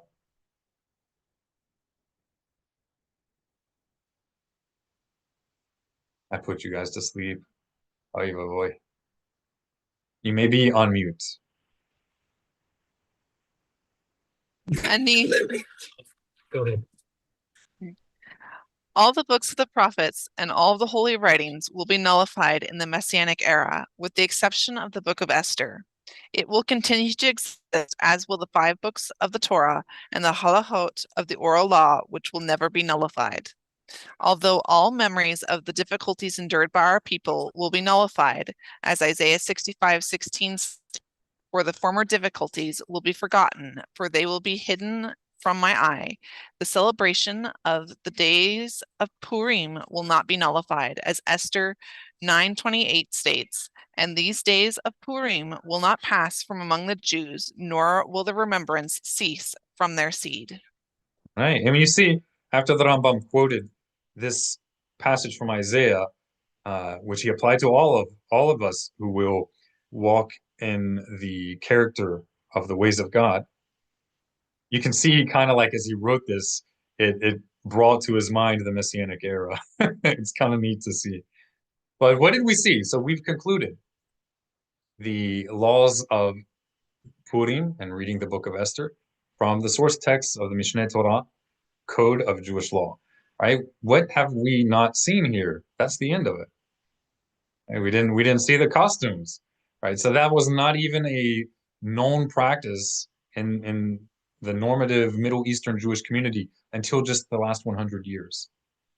So it's no coincidence that it coincides with the frivolity and drunkenness of Mardi Gras that, surprise, surprise, did not exist in the Middle East, but did exist where the Purim fests, gained massive popularity.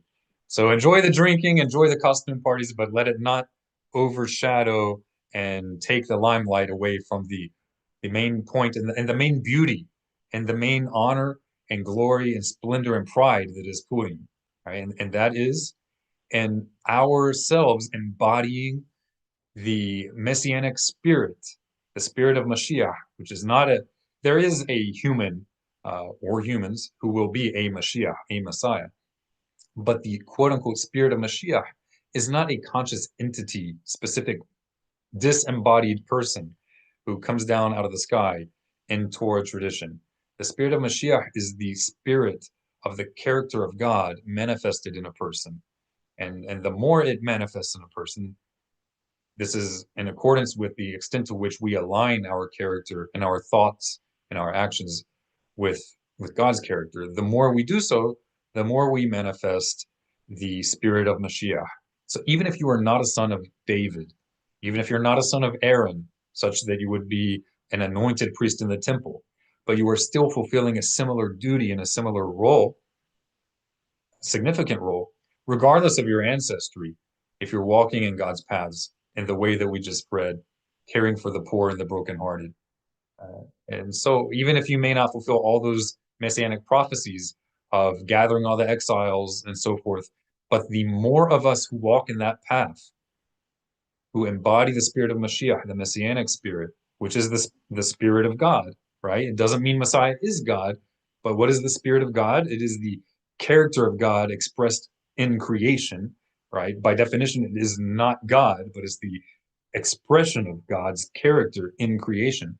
The more of us who do this, even if you are not a son of David, right? Even if you are someone from some far out tribe of Papua New Guinea who somehow joins the people of Israel, right? The more of us who embody the spirit of Mashiach, the more immediate will be the manifestation of the actual Mashiach, right? The Mashiach who will organize the restoration of the people of Israel in its fullness and the restoration of the glory of the people of Israel in the world, which ultimately means and is ultimately for the glorification of the God of all creation and peace in all nations, right? So the Mashiach who will fulfill all of those messianic prophecies, he's not going to just magically appear and take care of everything without people working together with him. So when we're ready, he'll be ready, right? If we're not ready, then it's going to be more difficult. So we are part, each person is equally in a potential deliverer, so to speak, of the people of Israel, in partnership with the Messianic King, does not act alone. And that's why it says in the writings of the prophets, Moshi'im, deliverers, not just one. It says Moshi'im, deliverers. He is not a monolithic, independent authority unto himself. He is not within himself as a human being. He is not the focus of Torah Judaism. He is not the focus of your service of God. In fact, if one turns the person, the human person of Messiah, into the focus of their Torah observance, what you've actually done is you have turned the glorious and noble commandments of God into tools of idolatry to give glory to something other than the Creator himself, blessed be he.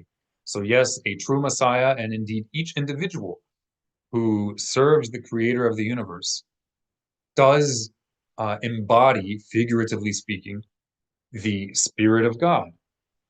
But heaven forbid that we should mistake one who embodies the character and ways of God in their lives and in their thinking.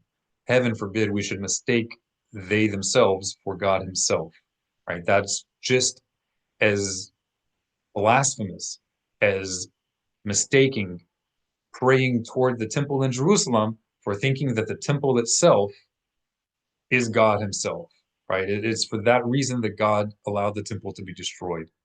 Right? But when we have the priorities right, when we understand that the Messiah is not an end unto himself, right? Just as a physical Torah scroll is not an end unto itself, even though it embodies the manifested, created words of God, right? In the same way, that would be idolatry, even though the Torah is the physical written embodiment of God's will. So also the human Mashiach, right? Everything is for the sake of the Holy One, blessed be He, and for none other. To Him alone be the glory. So we've concluded this. Anybody have any questions regarding Purim before we move on? I will allow 15 to 20 minutes. Heather, if you want to go, you got to go. But I'm open for another 15 to 20 minutes of questions about anything on anyone's mind, whatever you guys want to talk about. Purim first, if you have any Purim questions. I think we beat this doll to death. What do they say? There's an expression.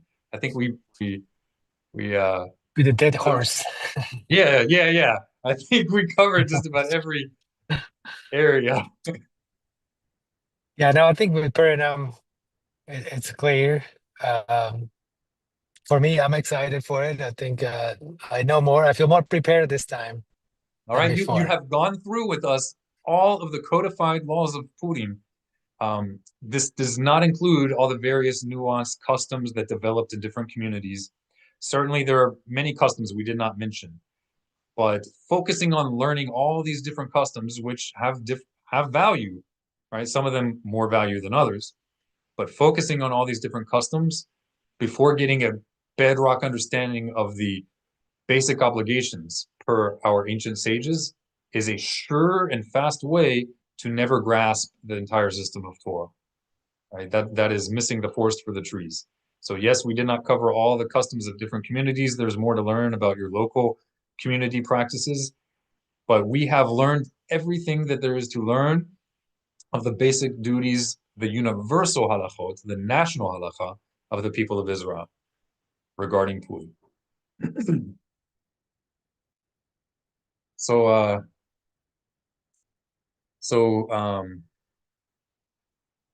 do we have a dry Purim celebration when we have no concern for being stumbling blocks to those with certain struggles?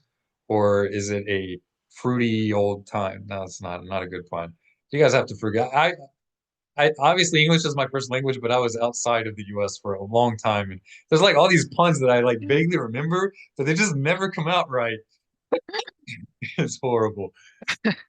I think it is delightful and endearing.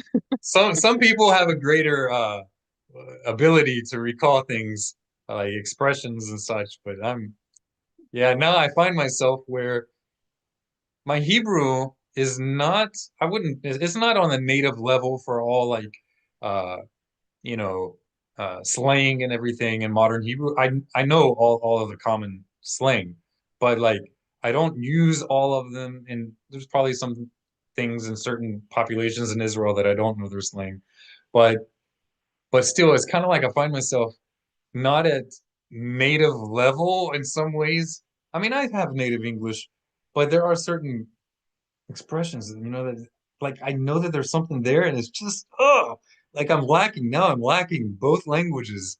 It's oh well, it's okay. You guys are forgiving. God bless you. I can sympathize. Yeah, English is not my first language, but I speak it. I speak English the most now. I would say you speak at a native level, but that doesn't Yeah, necessarily mean that you always have immediate recall of every expression. But nobody but does really. but to No your one does. point, like I don't remember the sayings or things like that in my native language. Like someone has to remind me about those things sometimes because Right. But of course, they're uh, not going to be the most. They're not going to be the most fundamental elements of your language. They're kind of like sprinklings on top, yeah, right? Ornamentations. yeah, exactly. Yeah. I do So have a question outside okay, of Purim, but I'll sure. wait and see if anyone wants to ask anything related to Purim. But Is there anyone in the comments on Facebook or anywhere on YouTube? Nope, I'm not seeing any comments or questions yet. Did we share the two terms that I wrote to you on WhatsApp? Yes, they're on both Facebook and YouTube. Yofi, you want to review those real fast, and then we'll get Emmanuel's question. Sure. Everybody, write these down if you don't know these terms yet. So you can find them posted where she has posted them in the chat box on Facebook, or right. You can write them down from there. You want to read them? Lehatila, which is the proper way, To do and something. and badi avad, which is after the fact, after something is already done, even though it's not the ideal way or the proper way. It's the basic obligation, such that you are not required to do it again. Excellent, excellent. So, for example, we refer to the Amidah, the common term for one of the the main central Jewish prayer. We refer to it as the Amidah because you're standing during that prayer, and that's part of the halakha for a regular Israelite, that you stand during most of the prayer. But, for example, if you're on an airplane, there's very limited room, and you have the stewardesses going back and forth. It would be wrong to stand up on the plane or on a bus and pray the Amidah. That's a great way to desecrate the name of God in public. Don't do that. So, although it is a halakha, from the outset, you should be standing. But if you're in certain pressing situations, whether an airplane or it hurts, you're impaired, you can fulfill the obligation just as much by sitting down. If that's, the reality at hand, then that's what you do. So that's an example of b'di'avad. It's not that it's a sin. It's not a sin. Sometimes b'di'avad is the right thing to do. There are scenarios where doing what's normally the proper thing would actually be improper. And that's a nuance of Torah observance that a lot of people miss and sometimes beat themselves up over, but you shouldn't. All right, Mr. Amanuel, Tur Shelcha, your turn. Tur Shelcha. Thank you. I have a couple questions. One is first related to Shabbat. I like drinking coffee. Okay. I don't drink a ton of coffee, right? But I do drink a cup in the mornings. I have a Shabbos, what do I call it? I guess, where you can keep the water warm. But now my question is, coffee, obviously, is it considered cooking if you put the instant coffee into the hot water already and just to make the cup of coffee? Is that So the mainstream practice in the Orthodox establishment, and that doesn't even always mean the majority of Orthodox individuals, right? If we're including modern Orthodox, which is a sizable population, but certainly in the ultra-Orthodox establishment, black hat, Haredi, ultra-Orthodox establishment, the typical practice is that before putting your coffee into the hot water, you need to transfer it from what's called kli rishon to kli sheni, from a first vessel to a second vessel. And the idea behind this is that you're cooling it down just enough to where it's not going to count as cooking. So you get the hot water, put it in one vessel, and then you pour it into another vessel, and then you can put the coffee in without worrying that it's cooking. There are some minor variations and understanding regarding that, but I'm going to make it a little more simple for you. If we actually look at the words of our sages in the Talmud, this is not modern, this is not modern revisionism. You find this in the Talmud. You find it in the Mishneh Torah. You find it in the Shulchan Aruch, that there is a distinction, a clear distinction between cooking something that is suitable already to be used, but then cooking it further, whether you just prefer that it's warm, or cooking it because cooking it further, even though it's already cooked, makes it maybe even better, but it is already cooked. So if you do that, there may be a rabbinic violation, but you're not considered violating the Torah. And there's some nuance to these things that I'm not getting into, but you can find them in the laws of Shabbat. But what I'm really getting at is that already in the Talmud, beyond even those nuances that I'm giving you, that most people never think about, because they just kind of do what everybody's doing without actually studying the source text. More than that, our sages 2,000 years ago distinguished between cooking of any sort, from cooking directly from a fire or heat that derives from a fire, such as a stone that was heated up in an actual fire, and then you cooked with that stone outside of the flame. That is still considered prohibited from the Torah. If it is something that is eaten cooked and it was not previously cooked. And they distinguished that from cooking something, even something that wasn't cooked at all, but you're cooking it in the hot springs of Tiberia, which is a city next to the Sea of Galilee, the Kinneret. They distinguished cooking with fire or heat that derives from fire, as opposed to cooking from the hot springs of Tiberia, or cooking from the sun, which they explicitly state is not fire. And they explicitly state that this is not a Torah prohibition.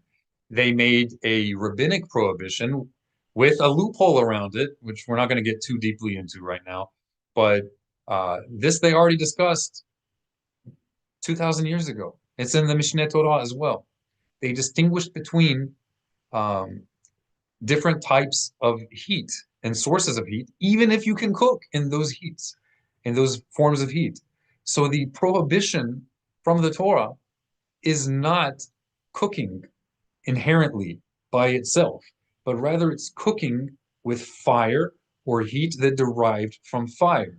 And what I find amazing in this, it's really interesting, and I honestly don't have an answer for it, how they knew that even though the hot waters of Tiberia are hot enough to be cooking, how do they know when even a lot of people today, probably most people today, do not know, but they know that magma, even if it's red hot, is not the same as fire? How do they know that the sun, even though it looks, like it's burning and it can cause burns, how do they know it's not fire? I don't know. I don't know. But they knew.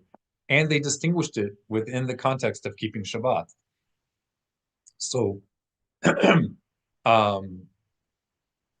we have a question whether the rabbinic restrictions regarding cooking with things that are not fire, we have a question whether the rabbinic prohibition of cooking with the hot springs of Tiberia or similar hot springs, and whether cooking with the heat of the sun, which is a rabbinic prohibition on Shabbat, we have a question whether or how, to what extent that applies to putting your coffee in hot water that was not heated with fire, right? That was heated with a little electric coil.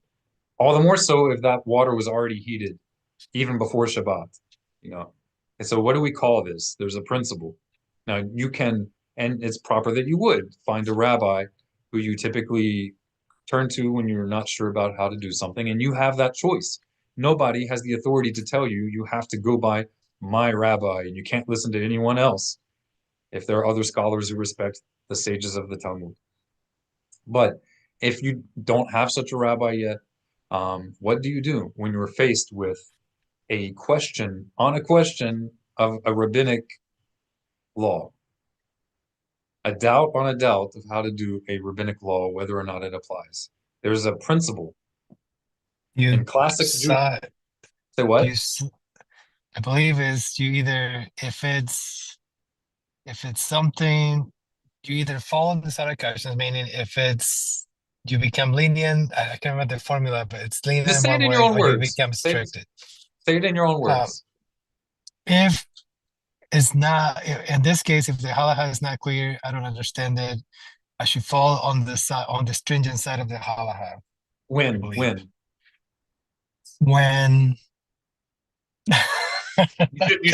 You should err on the side of caution or potentially err on the side of being too strict. When it's talking about commandment directly from the Torah. Yes, that's right.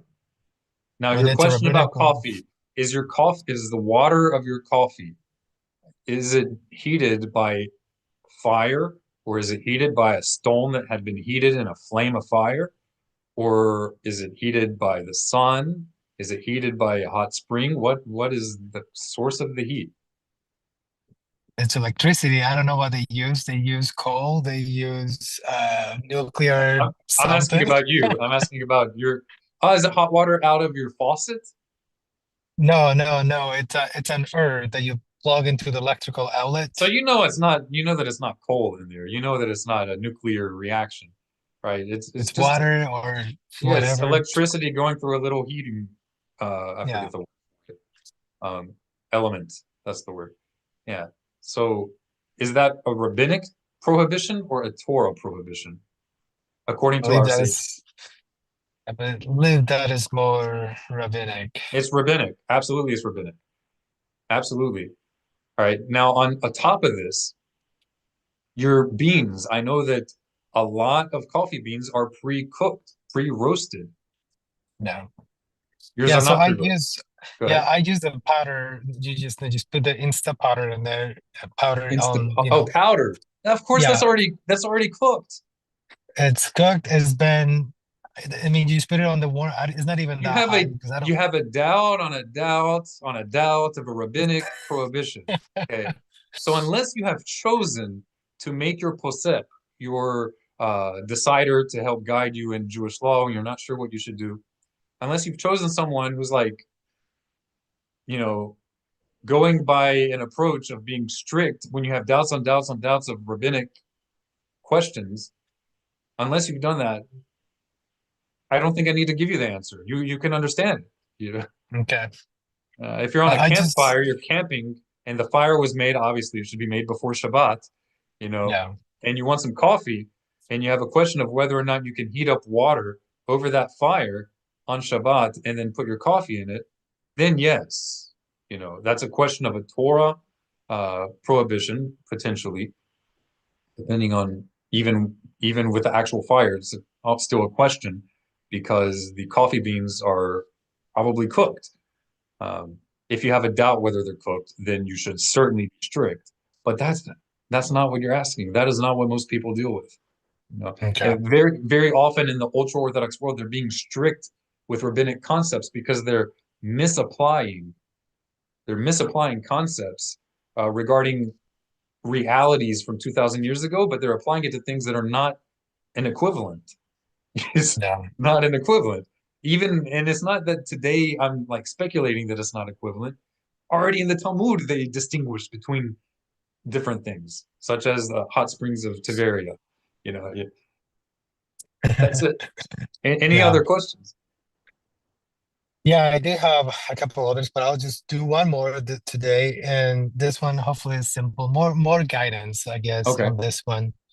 Obviously I have 3 kids. One of them is older, the other 2 are Three younger. kids, you said? 3 kids? Yeah. Okay. And they all of them are kind of opting out to kind of follow my footsteps, which is great. But when it comes to prayers, obviously they're younger. The youngest are younger. The oldest is a teen, and he thinks he knows everything. But anyway, my point is to get him to pray. I'm not sure if I should focus on like there's only specific prayers that I should work with them to get them used to Absolutely. praying. They're So not that all the way it's same. not, yeah, so they're not too long because obviously if they're long, they lose interest, they start getting antsy, and they're just asking when are we done? Yep. And let me show you something real fast. So what I'm trying to do, I guess, is make sure that they start learning, but not overburden them with the Absolutely. length of That's some of the super prayers. important. Super, super important. I'm looking for something more.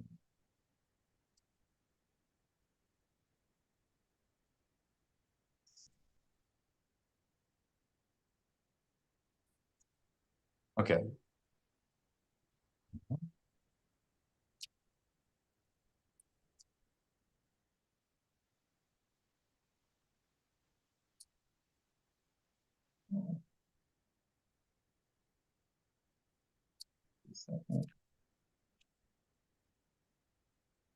Okay, I found what I was looking for.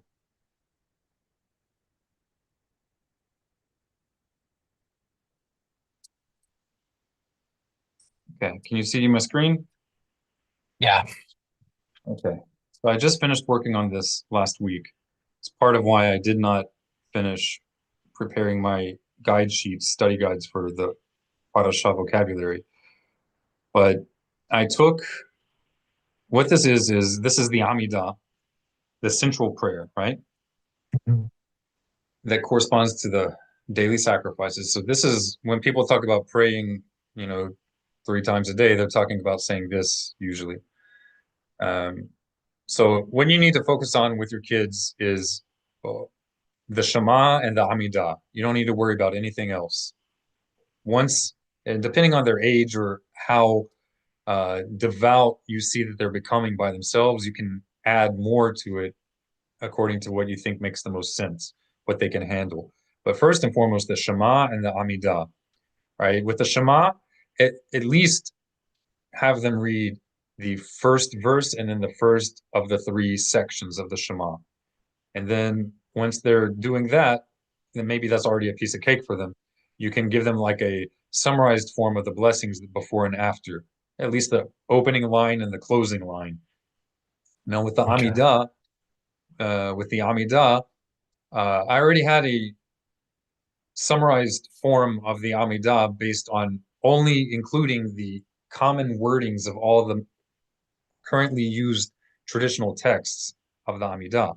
But what I did last week was I then took that, which I had already done, and then I compared it to the to the Et Nusach Eretz Israel, which is a different ancient Jewish prayer tradition for the Amidah. So it's different wording. It's the same prayer. If you read it, you can see it's the same prayer, but the wording is different. And what I did was I then did the same thing, and I consolidated those two, the Nusach Eretz Israel, the ancient land of Israel tradition that's preserved in the Cairo Geniza manuscripts, and I synthesized it with the other wording of the prayers that I had arrived at by comparing the popularly used versions. And what I got is this. So again, if you want to see real quickly how I did it, I'll say it one more time, right? This is a nusach. Nusach means edition or version of prayers. So what this is it's a nusach has a traditional wording of formal Jewish prayer as preserved by a particular historical community of the Jewish people. Right, so the nusach before you, this version of prayer, is a synthesis of nusach Eretz Israel, right, which you can find from the Cairo Geniza manuscripts, with the nusach of Rav Saadia Gaon and Maimonides, and that of all living prayer traditions. When the same concept is expressed in both traditions using different wording, I adopt the version that conveys the idea with the fewest words. So I'm not inventing words here. I'm selecting from previously existing ancient Jewish traditions. But if tradition X conveys the same idea, but with more words, I'm choosing the one with fewer words. Depending on the case, they may align with the Babylonian tradition of prayer, like the Babylonian Jewish tradition that was in modern-day Iraq, area of modern-day Iraq, and the Eretz Yisrael Nusach.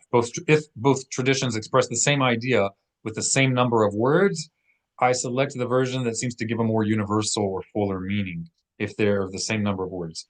So let's look at this. I'll just give you a quick example. This is the first, if you're familiar with the Amidah, this is the first blessing. I think most of you can quickly recognize how much shorter this is. Yeah. Now let's look at the second blessing. Look at that. It's crazy. There's Wow. a clear trend when you look at Jewish manuscripts of the Siddur. It's not that the further back you go, it just disappears. It doesn't just disappear. But the further back you go, you see that it gets shorter and shorter. There was certainly a trend of people embellishing the prayers, and then what may have originally just been a local or individual's embellishment, especially with the advent of the printing press, they just kind of got codified in a standard form, and then these super long editions just became like people don't normally have the time or the patience to look at ancient manuscripts. And some of the stuff, even if you wanted, you couldn't have done until modern times because we didn't have the extraordinary access to information that we have now with the internet. But here you have it before you. So use this, not just for your kids, but anyone who wants to be more observant, but is struggling with how long it takes to read the prayers as they find in popular Sidurim. This is the second blessing. Do you have this somewhere where we can access, or is not ready Yes. yet? I think it should be going up on the Mishloach website. Okay. Right? At least for members. I was looking for it there, but I couldn't It should find be it for maybe. members. All right. So and now here's the middle blessing. So there is a middle blessing. That's it. Look at that. Wait. I want you to see all of the middle blessings. This is what our sages in both the Talmud Bavli and the Talmud Yerushalmi, both Talmuds, there are two, they both refer to what is called the short tefillah. It's a short version of the Amidah, and it's intended for people who are not yet able to read the full version of the Amidah in Hebrew and know what they're reading. They did not want that people are weighted down with reading a long text and they don't even know what they're saying. So they gave it as a halakha. This is what you're supposed to do if you do not yet know Hebrew and you don't know what you're reading. You're supposed to do this. So all of the middle blessings of the main Amidah gets summarized into a shorter version. So you have 3 blessings at the beginning, right? So let's look at them. That's 1. And it's shorter than it appears on the screen because I have it tripled. I have it transliterated and then in English. In practice, it's just 1/3 of what you're seeing here. So this is the second blessing. This is the third blessing. Now we're at the middle blessing for the bulk of the blessings in the Amidah. It's one line. It is 3 lines here, right? It's this. It's this. It's really fast. And it's this, and that's it. Then you have the last 3 blessings. That's 1, 2, 3. You can do this in 5 minutes or less with intention. With intention, you can do it. All right. That's it. This is the final blessing. Look at the size of this. Wow. That is so And, nice. and this So is nice. not invented. I did do it by innovating. You could say this is the only innovation by innovating, so to speak, comparing the different traditions, but I didn't just make it up. I didn't just pull it out of the trash can, right? Yeah. I just compared the traditions and looked at which has the shorter wording of conveying the same idea. That's it. No, thank you. I'll look for the file on Are the. you encouraged? Yes. No, I think it will help me even for me. Because during the week when I go to work, Absolutely. It's not, our sages did not institute that only for people who don't know Hebrew. It's also instituted for any time that you are pressed for time. Anytime. It's for any Israelite at any stage of learning. If they are not able to pray the full version of the Amidah with proper intention, which is what we should be doing and usually is not done, then we should say this shorter version, which is not some reform made up thing. It's not a Karaite thing. It's from the Talmud. It's codified in the Mishneh Torah. It's in some sidurs that are printed for mainstream communities. A lot of sidurs don't even have it because the people who edited them, I guess, either didn't know or didn't care. I don't know, but this is Torah Judaism. It's classical orthodoxy. okay. All right, Habibi, so don't feel like you're less Torah observant or less orthodox, less proper in keeping Torah because you're using the short version that our sages told us to use when we're pressed for Yeah. time. To the contrary, you are being the more observant and one who's trying to do 50 pages when they only have 10 minutes and is not bowing to God with reverence because they're so stressed. They are the ones who are violating halakha. It's a problem. And you're a part of the solution. You and your kids. Awesome. All Thank you. right, No, Habib. thanks for sharing that. Bekef, let's continue with our closing prayer.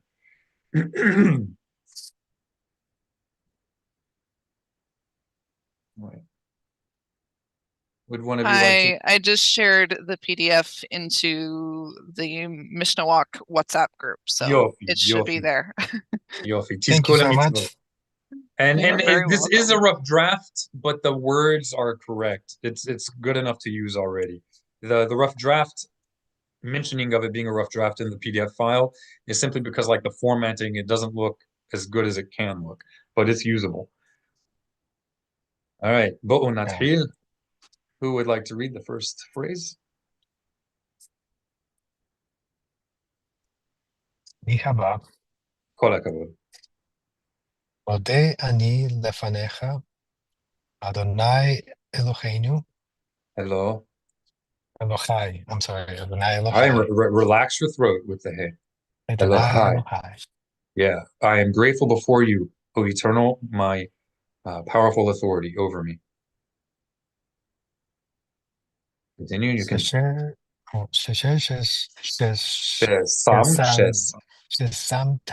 Shesamta, Aloki, Helki, Miyosve, Beit, right. Hamidrash. We are grateful before you, O Eternal, our God. You have placed my portion among those who dwell in the house of study. Heder tur shelach.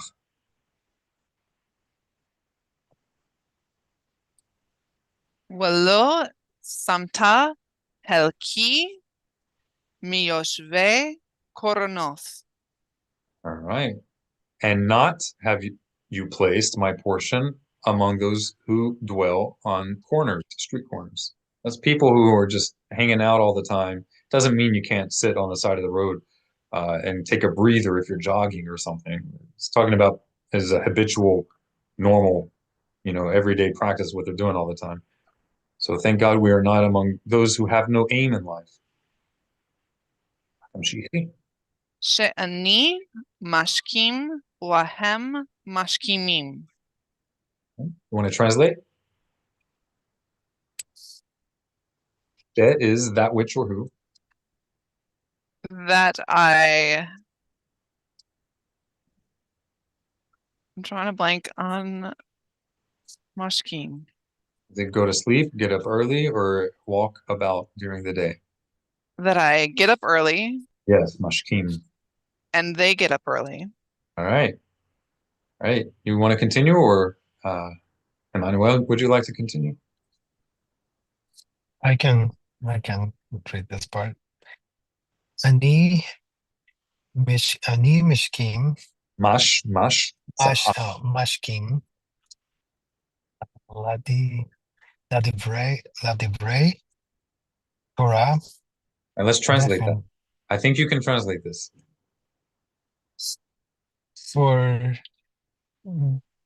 I think it's for we or something like that. Right, this is I. Ani is I. Does it get up early? Yes, sir. That's it. Ani mashkim. I get up early. I get up early for two. To the words of the Torah. Got it. All right. Tamshich. Continue. Tamshich. All right. Make sure that you relax your throat. I'm not trying to be nitpicky. I think it just natural comes that way. I don't know why. I know certain languages don't have a soft H, so that can make it challenging. But you can do it, and it will get easier with practice. But I'm not being nitpicky. It's important because the sound that a lot of people, like Spanish speakers, for example, or Russian speakers, when they try to make an H, they do a cha sound. If it didn't affect the meaning of the word, I wouldn't say anything or not make as big of a deal. But the thing is that in Hebrew, the cha sound is used frequently and it has real meaning. So saying chem can change the meaning from being third person to being first person, from being they to being y'all. So that's why I keep pointing it out. So just make sure that he means no friction. You can remember by how the leg is broken, there's a space. Think of space as airflow. There's no friction, just an open airway in your throat. Hem. Hem. Yes. Hem. Mashkimim.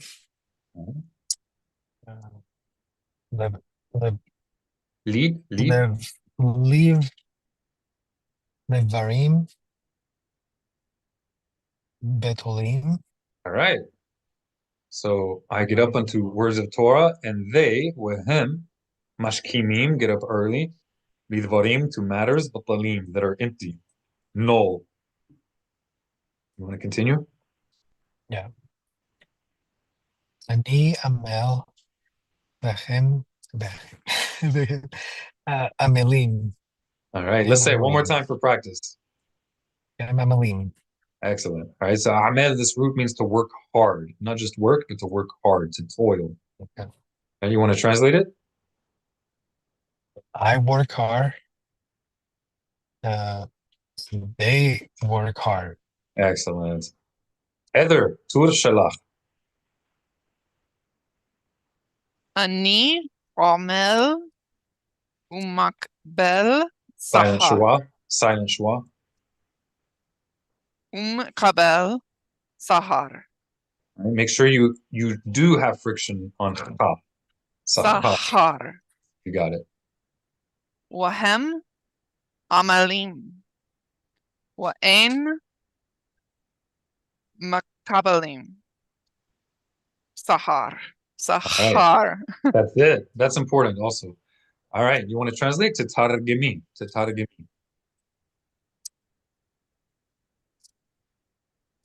I get up early. Ani amel, I work hard. I work hard. And this word is related to Kabbalah. Who knows what the word Kabbalah literally means? Addition. So Kabbalah, yeah, an addition is right if you're talking about medieval Kabbalah. But the root word means to receive. So mekabel is receive. It used to be a normal way of referring to the full body of Jewish textual tradition. So the Tanakh, the Hebrew Bible, is authentic Kabbalah. So I work hard and receive reward. Yes. They work Go ahead. and do not receive reward. That's right. That's exactly right. All right, Emmanuel, Tur Shelcha, your turn. Tur Shelcha. Ani radz lehem ratzim. Tuyan, excellent. So Ratz means run. Go ahead and translate it. I run, and they run.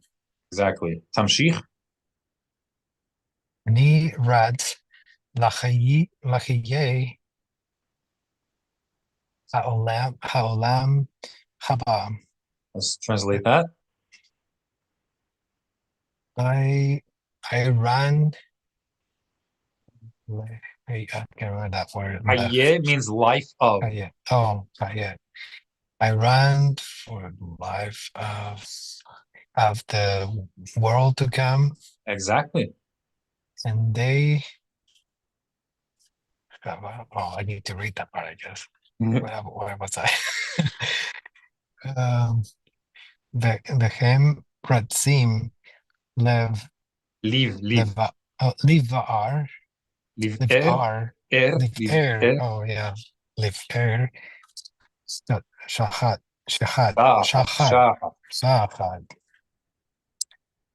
And they run. So a ve'er is a pit.